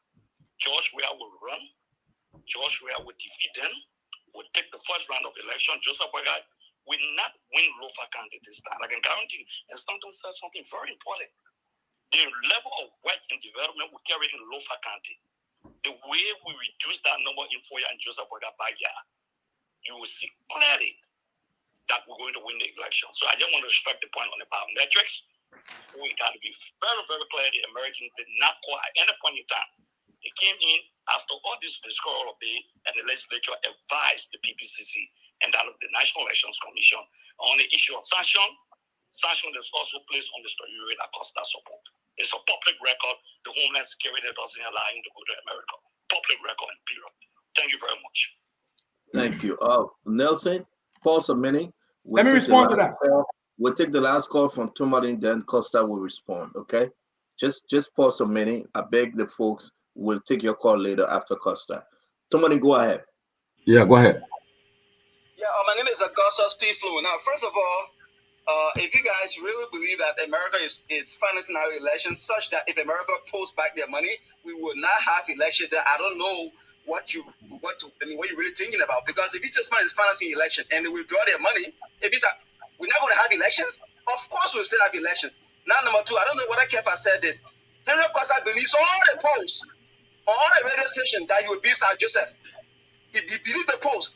But those same polls, Grand Bassa County, Nima County, in the streets of Monrovia, all the polls said George Weah will beat Ome Bwaka in 2023. So he can't have his cake and eat it. He can't believe part of the polls and don't believe the other part of the polls. And then finally, if Henry Kwasa really thinks that Joe Bwaka will have 91 or 92% in 2023 like he got in Lofa County, then Henry Kwasa must be sniffing on some very effective illegal substance. Thank you for having me and God bless you. Costa. Okay, that's great. Bernard Ure is no longer on sanctions. Ure was placed on sanctions based on a recommendation or a suspicion that Ure, through maritime, ordered the procurement of a helicopter, a non-military helicopter that was later fated to be used in Liberia for paramilitary purposes. The Security Council sent a panel of experts to Liberia. Many years later, they investigated and found the facts that Mr. Ure did not purchase weapons but a helicopter. Stanton, that report is a public document. Tomalin George knows that. The panel of experts told the U.S. government that Bernard Ure did not buy weapons, that Bernard Ure was instructed by Charles Taylor to instruct LESCA, an American company that manages our maritime program to date, to authorize the disbursement of $630,000 to a Russian company called San Air. They bought this old Russian helicopter and took it to Liberia. When they informed the U.S. government of that, the Security Council, the U.S. government proceeded to lift the sanctions on Ure. Tomalin John knows that. The evidence is right there on the internet. Ure never bought weapons. He instructed LESCA based on instruction from the president to buy an old non-military helicopter. That is the fact. That's why Ure's name was removed. Costa, do your closing. It's 7 p.m. Over 7 p.m., little over 11 p.m. in Liberia. We got to go. So do your closing, sir. Thank you very much, gentlemen. I had a great time. We had said 1 hour, but we went very long. And I had a good time with my man Kev too. And I want to thank the U.S. government for the over $20 million in total they are spending on our elections. Specifically, we're migrating to the biometric system, Stanton, which is great because you can't cheat with a biometric system. Every vote is accompanied by a fingerprint. If your fingerprint is not in that database, you cannot vote. If Kev does not go to Liberia to register to vote in 2023, Kev will not vote for George Weah. He will not be able to go later on to vote. It will not work. So I just want to say I had a great time. And if these boys think that sanctions will not come again, let them brace themselves. Uncle Sam is bringing a sledgehammer, and that sledgehammer will land. George Weah is the first Liberian president, democratically elected, that has not been to Washington, D.C., Stanton. George Weah will not see Washington, D.C. until he leaves power in 2024. He will be there December, Costa. What are you talking about? For a meeting that I know some people who will be there. You yourself could be there. Anybody could be there. Anybody could be to that meeting. I myself could be there. So that meeting part, that war meeting, they invited the Republic of Liberia. Mr. Weir happens to be the guy in the mansion. So he's coming in that capacity. But a meeting, when I say meeting, it may stand on one top of meeting in Washington, man. It mean that reason I stand on no meeting in Washington. It stand on man. So no, when Sami Doe came in 1981, I think 81, 82, you saw how Ronald Reagan received Doe? Somebody enjoy when year was that? Was it 81 or 82? When Samuel K. Doe came. 81. 1981. Samuel K. Doe, a master sergeant Doe, who came to power through coup d'etat. Ronald Reagan rolled the red carpet for him. Joe Mannen, we are a boy from Gibraltar, democratically elected. He has not seen the inside of the White House. He will not see it because of his bad behavior. And so you all sit down there and say Washington is okay with you. Washington okay with you before even the VP can see you? Y'all better wait. Let me say to our people, 2023, we will beat George Weah and we'll replace him with a decent human being, a true public servant, an altruistic and selfless human being in Joseph Yuma Boakai. Thank you very much. And I will take Maserati County and I will send Sir Joseph to run his war boss company and bring his old ambulances and expire medicine. That is my final message. Thank you very much. I was saying, good evening. I'm going to my TP. I'm going to want my TP now. I saw my TP. Thank you, gentlemen. Bye-bye. Bye-bye. Yeah, that's what happened. Kev, that's exactly what happened. That's exactly what happened when you are cornered, Kev. Sometimes we say folks should come on the show to speak. Sintumani, the government information system is bad. The government information system is the worst I've ever seen. They do not look at the bigger picture, but they want to stop a network from going to meet the president returning from the UNGA. They have to look at the bigger picture. And I want to be grateful to God that people that we know concerning the rest issue were able to clarify this rest thing. Or else this thing was going to fly again tonight. Now we're talking about the biometric system. When last have you guys ever seen your information minister speaking? Coming on the show to criticize folks like Costa and other individuals out there that you're in. When last have we seen the information minister? We will not do the work of the information ministry. No.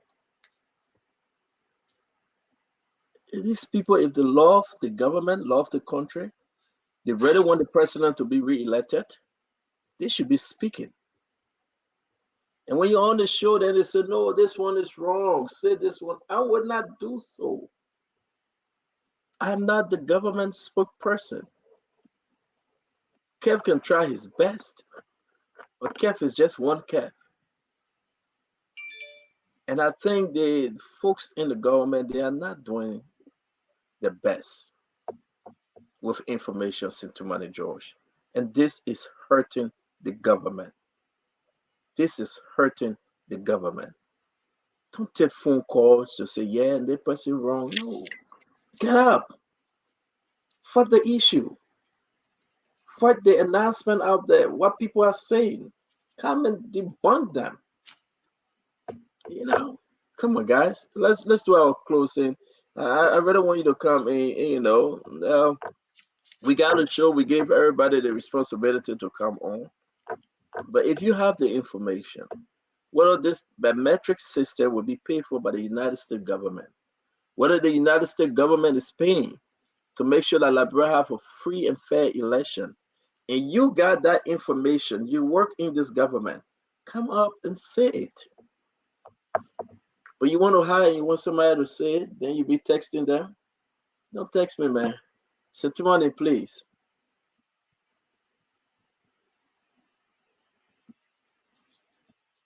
Go ahead, Georgie. Yeah, you know, how do you call it? The problem is that they like this government. One of the major issues is PR, and you know, the former deputy minister Fagon, he was very effective for them. He was one who was most of the time in the media doing a lot for them at the time, giving most of the information and so forth, and and yeah, there. But when you try to give them the opportunity to come and make their case, I don't know whether I call it bluffing or they want to have an attitude because I think some of them feel that you because we know them personally or will come on the show and just blindly just look at it red and say blue, so they won't have an attitude with that. It's up to them. And the Liberian people are the ones who they should be convincing. I'm not on the ballot. They are the one who want to be reelected. So you have an opportunity to come on a bigger platform and make your case, and you want to like almost keeping speech or doing something. I can because somebody is not was critical at one point in time. No, we gotta be objective, you know. But if you think that way and you refuse to come, and mind you, I can say this with clear. Today we make contact with the Minister of Commerce. We make contact with her. I make contact with her. She did not acknowledge it. Okay. I made contact with another official of government who said the president comments that he made at the airport is the one right now they on the rest issue. I said, okay, fine. So until the government can break silence on it, it's up to them. But again, last thing again, one of the struggle I got with the president is this political will, lack of political will to act most of the time. The political will to act is some of the reason why sometimes people criticize him. But if he using the political will to exercise the right will to act effectively, things will be fine. But I just pray and hope the next 12 months is critical for this administration, very critical, that the president will exercise political will. Because right now, don't forget, a key position is in his cabinet right now, the Minister of State and Chief of Staff. He needs to fulfill that position up. Someone needs to occupy that position within the next 30 days or so. It's up to him. Okay, the minister, the MPA boss, he needs to find a replacement for that position. And Liberia cannot be without a chief prosecutor. So this is General of Liberia. That position is also also empty. Need to make a replacement. So we're looking forward to these three announcements anytime and so forth.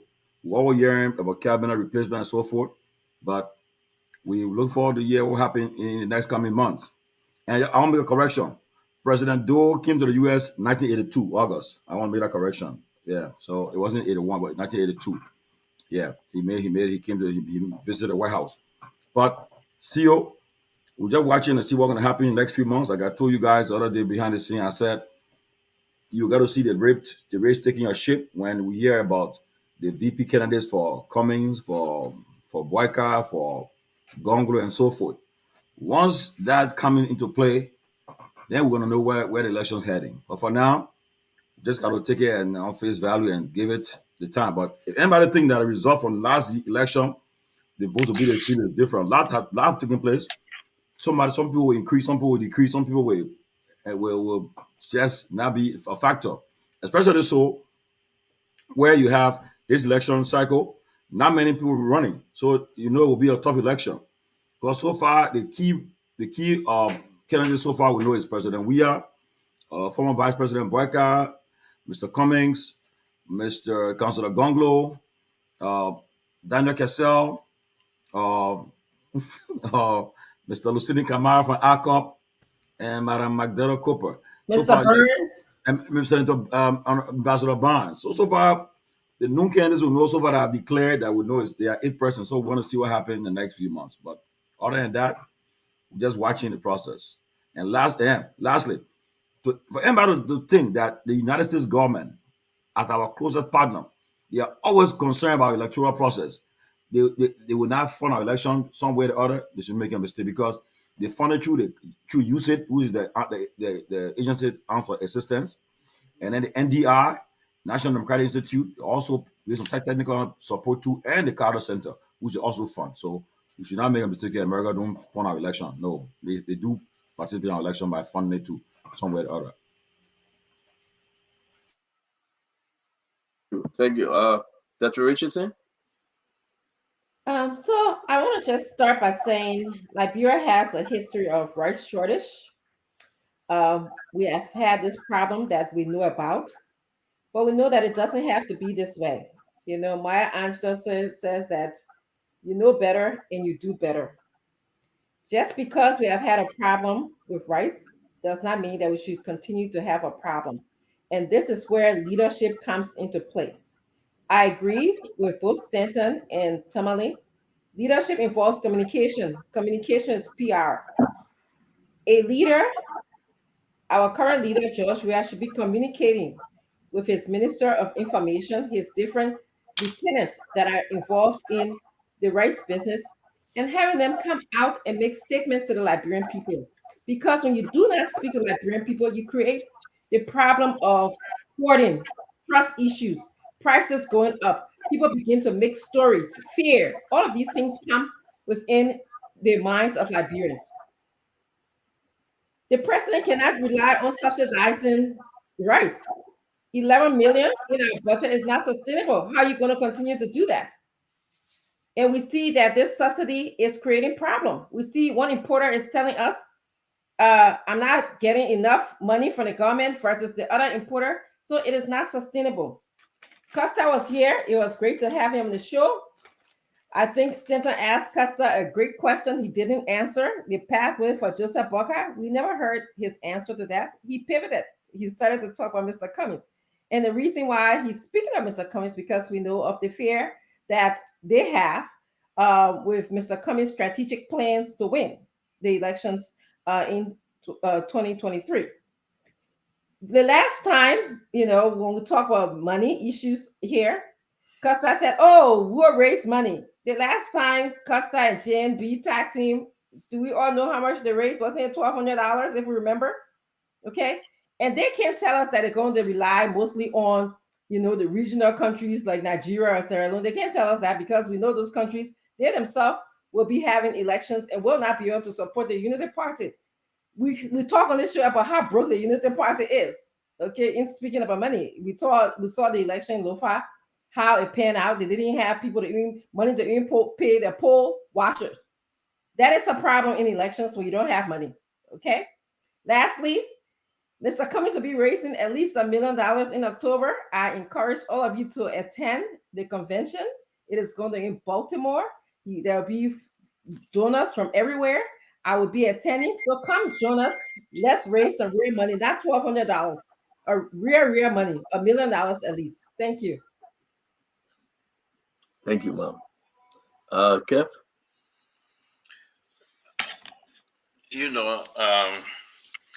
One of the things that we do have in Nigeria is listen to the misleading information, because sometimes it get attractive. How it get attractive? True, because people mindset.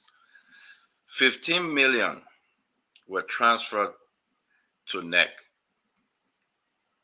The Bank of Liberia, we can fact check it for biometrics. Biometric were not initiated by the American, it's by NEC. Let's get that straight. 15 million, and I'll repeat it again, 15 million were transferred from the Ministry of Finance to from the Bank of Liberia to NEC to fund the biometric. It's not America. It's wrong. You can go to Bank of Liberia and get the information. And I urge every political party or anybody, it's open. Go there. $51 million from the government will be given to NEC for the election. 51. It's simple as that. 8 million from EU and 2 million for others, equal and $61 million. It's simple. Those money you guys putting up there from USAID, those money that United States is not for the election. It's just for observation purpose. Who you think paying NEC worker? Is American? Who you think paying to print those ballot or all those things? It's the Americans. Who you think doing every other thing? America do that in all our neighboring country. They observe. They pay those money for observation purpose. To come here and say that America sponsoring our election is false. And I do have the authority to speak on it. 100% to speak on it. You see, the government is not going to bring false information, or I'm not going to bring false information on behalf of the government if I don't have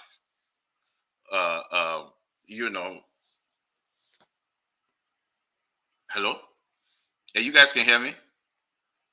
Okay. I'm not going to come here and bring false information. Every information I bring here, I have the authority to speak on it. And those information are factual.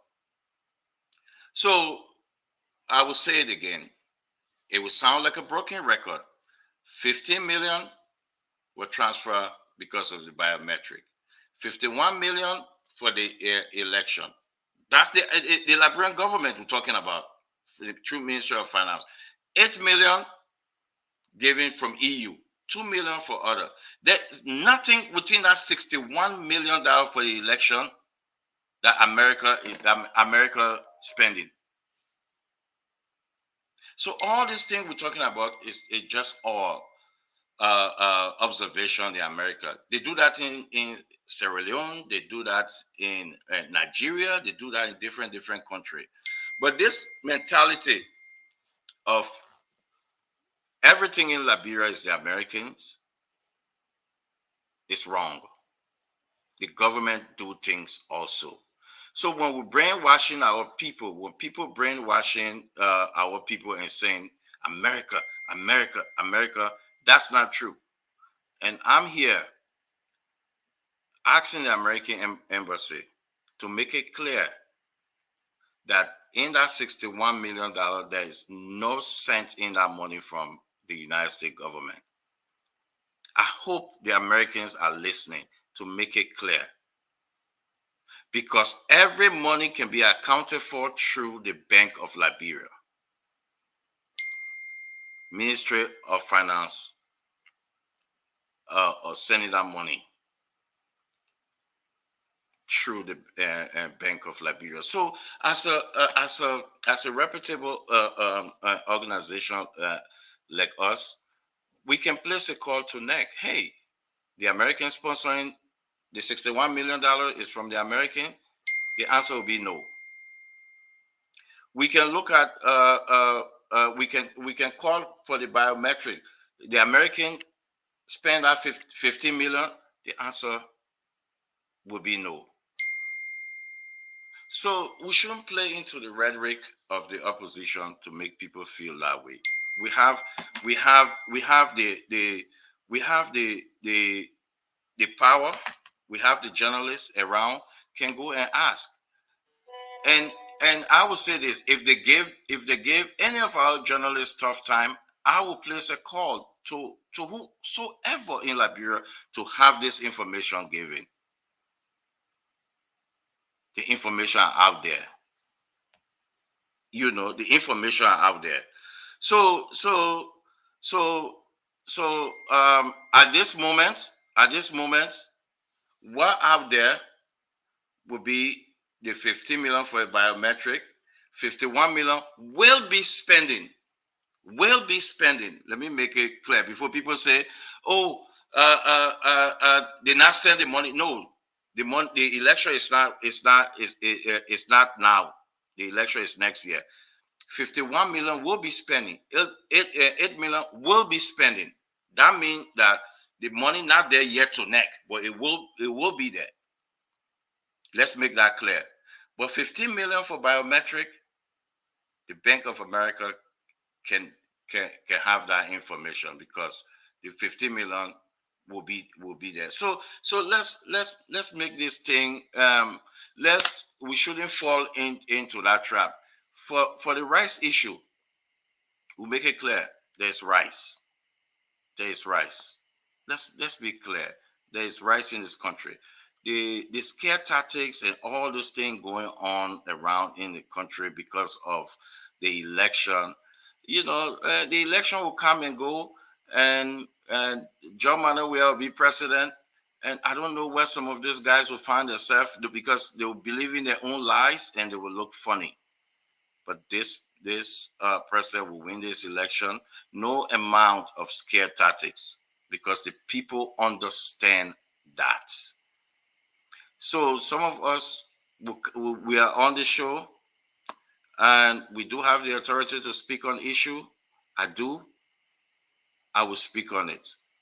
And it is a fact. Biometric is not America. It's not. And I hope I will do my best to get folks from NEC to speak on this issue that the biometric is not from America. No way. So I will do my best from tomorrow so folks from NEC can speak on this issue. So that's my closing. See you start patiently, quietly. Wow, Kev. No comment. No interruption. I hope you We want to say thank you. That's the first. Not surprised at one point. He was like, no, seriously, I was surprised. I stopped. I said, if I on live, yes. I was surprised. I thought I was in the I was really surprised. I was like, oh, you guys can hear me? You didn't interrupt you, so study that. I was surprised. I thought I was in the back talking to myself. So I paused. I said, oh, you guys can hear me? But I Steto did that deliberately because you know what he told me last night.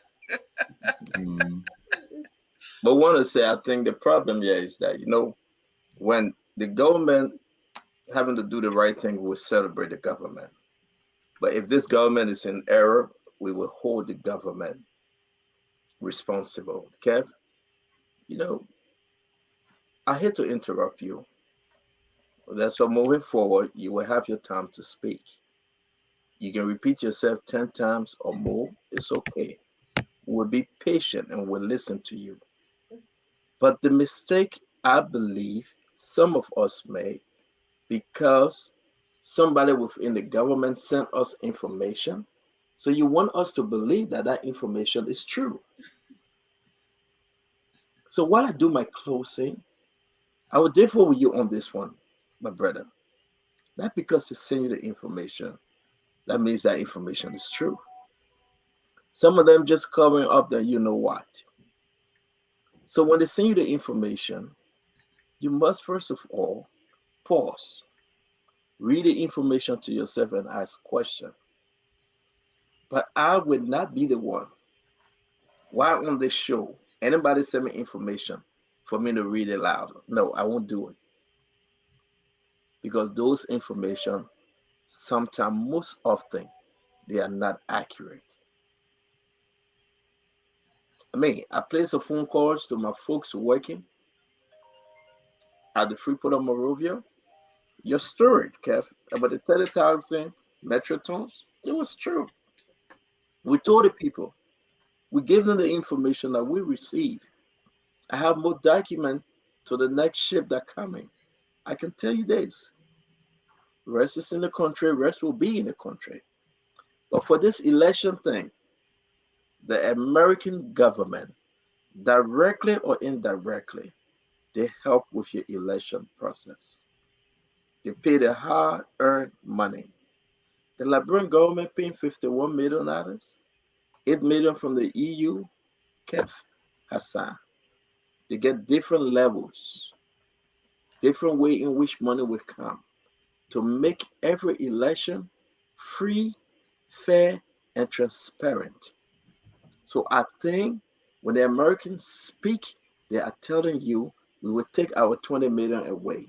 And when they're taking the money away, that's trouble. Because opposition will object Opposition will be in a place where they cannot trust the government to run a free and fair election. That can be trouble. If the Americans say we will not send in our team to monitor the election, the Carter Center, the Bill Gates community, the Bill Clinton program, all these different organizations, if they cannot send to make sure that those people looking over the election commission, that it is free and transparent, opposition will have a reason not to participate in the election. This is big. So when the Americans say we will take our support away unless you do X, Y, and Z, Kev Hassan, George Banner, we are our president, is concerning to him. I don't think he will sit there to go into that bubble. We are not denying the fact that the government would not give $51 billion. No. But we are saying the American also helping in the electoral process in our country. It's two different things. And I will leave this with everybody within the government. I feel within myself from the information ministry and all those that are hanging out there. I don't think you don't love President George Madaway. You care less whether he re-elected, because you have the information and keep it to your chest. And you want us to be the one to be your information minister, going ahead to defend the government. Come up with the information. Speak. Debunk some of the naysayers out there. Avail yourself. Don't hire yourself. Oh, if I go there, the thing happen, the president will fire me. So what? Say the truth. Help the country. Help your president. Don't send me your information. I can get them if I want them. But say the truth. If you love the government, you love your president, come on air and speak. They call you, you won't answer the call. Minister hiding themselves.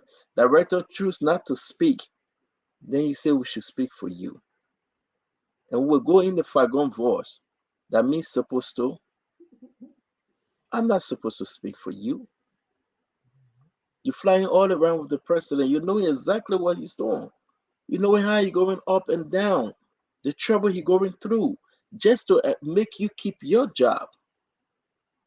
But that means supposed to talk for you to keep your job for another 9 years. So I will go in my Fagon voice. That means supposed to.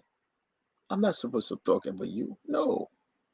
A person who will win, you get another job for 6 years.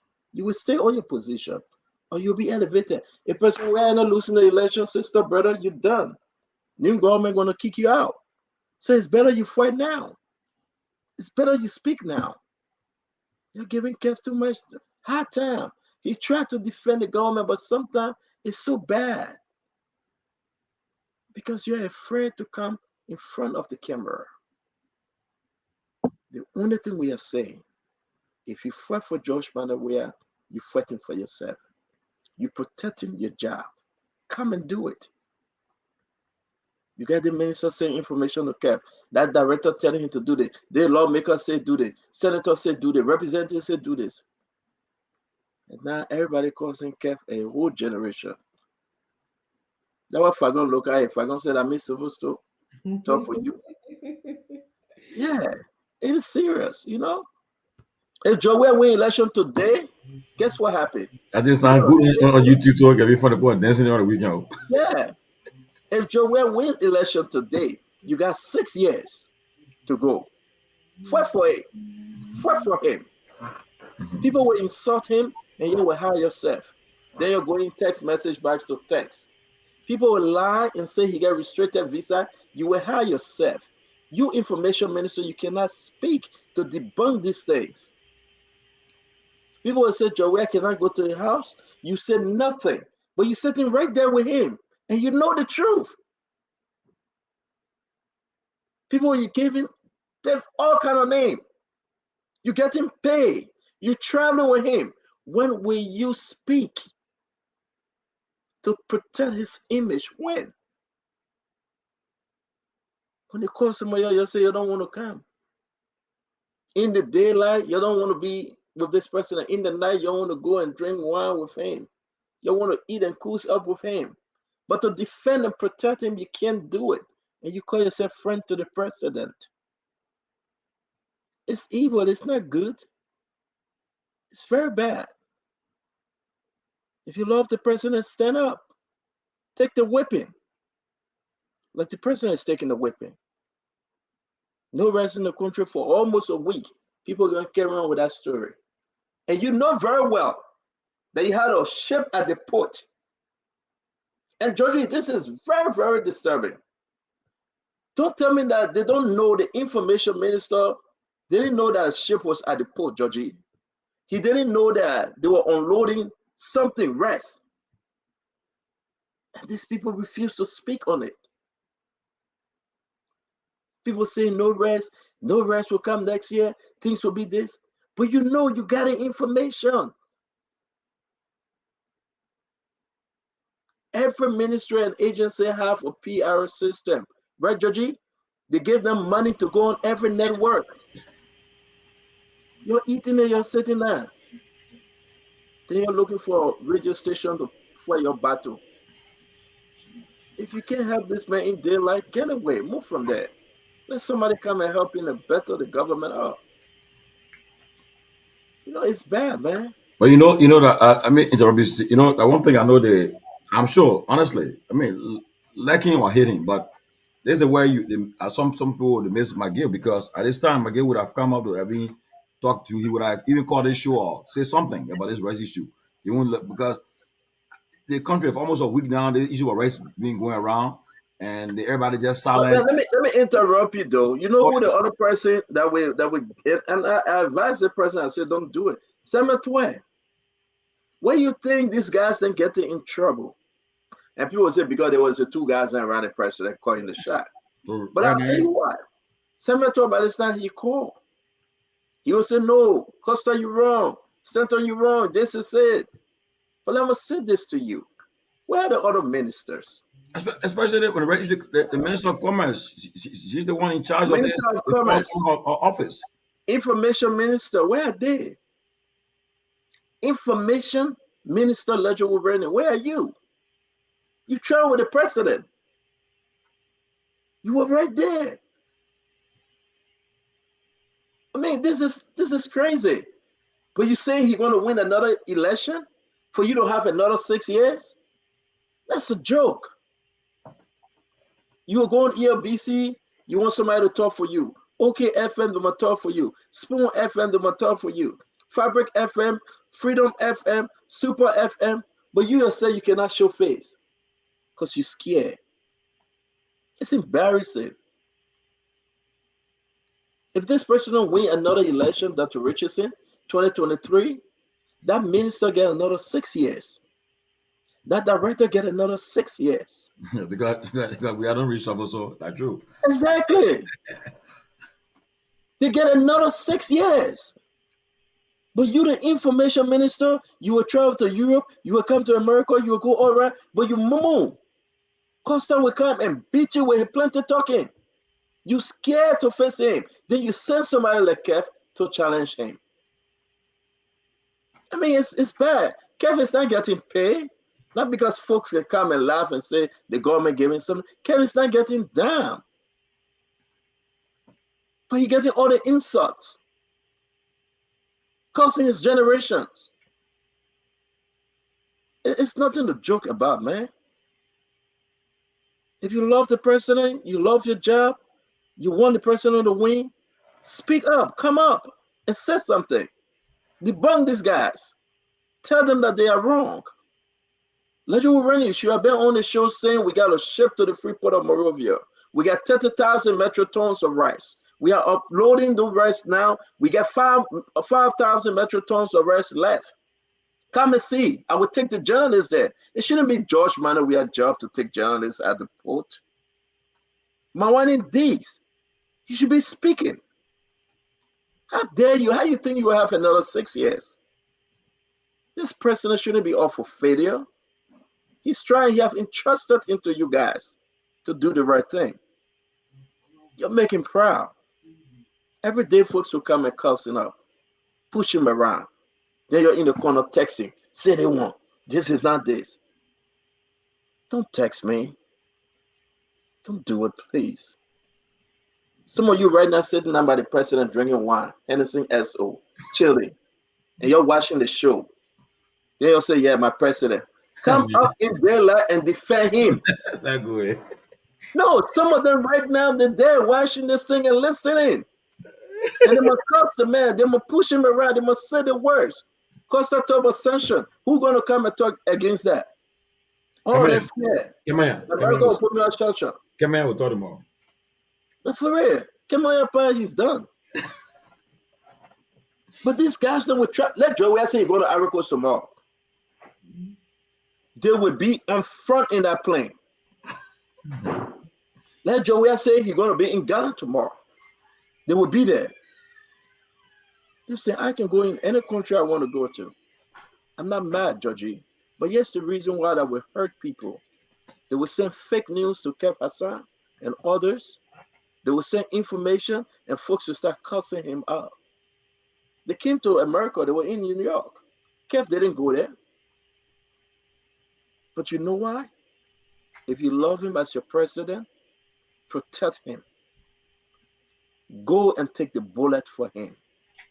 Speak the truth.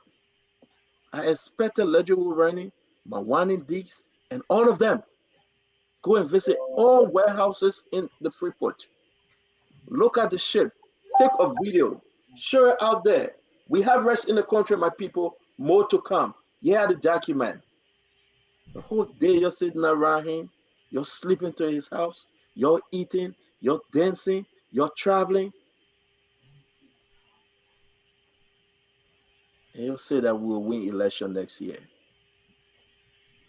That's a shame on every one of you. Folks, thank you for joining us.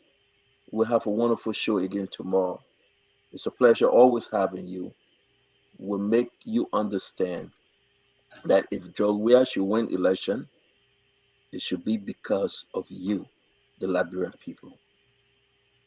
If Joe Weah end up not winning this election 2023, it's because you, the Liberian people, have decided otherwise.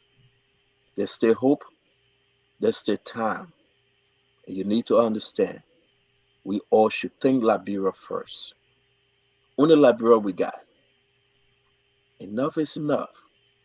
People hiding themselves, sending text messages, telling us to speak for them. No. Come and speak for yourself. You got but 12 months left for you to make the case, for you to make the president shine, for you to speak truth to power. Debunk some of these lies and give hope to the people. Then when people see you standing near him, they say, yes, he's a true friend to the president. Dr. Richardson, thank you very much. We hope to see you tomorrow again. Chief, St. Thomas and George, thank you, my brother. Kafiko, listen, I side with you. I know your passion for this president, your passion for this government. You want them to succeed. I cannot be you, Kev, and I know you cannot be me. God have given you extra mindset, the mindset of loyalty, that what God gave you.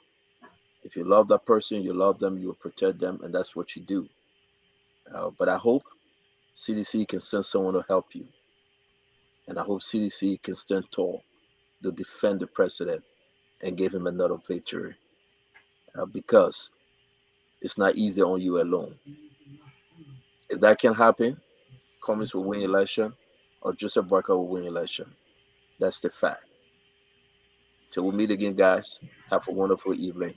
God bless us all. Good night. Liberia. Spoon gonna tell you what is happening in Morovia. Okay, so folks, Spoon gonna tell you what is happening. there you have it. Africa. Another successful edition of the program Spoon Talk right here on on the Spoon Network. It's been coming to you live on Spoon 107.5 FM, Fabric 101.1 FM, Super 95.5, Super TV Channel 10, on YouTube, Spoon TV Live, the Spoon Talk Live. It's been coming to you live on Facebook, Spoon TV Live, Fabric TV Live, and on www.spoonfmradio.com. So I've been here serving as your sound coordinator. James Kude Flomo has been in the other end, making sure that the visual and everything is being brought to you. And James? Yeah, Nelson. Okay, so you want to say something before we wrap up? No, we are done for tonight. Okay. Tomorrow. Yeah, so I want to say thanks a lot to you guys, folks, and have for yourselves a good night. I'm Nelson Colette. Bye-bye. All right, bye.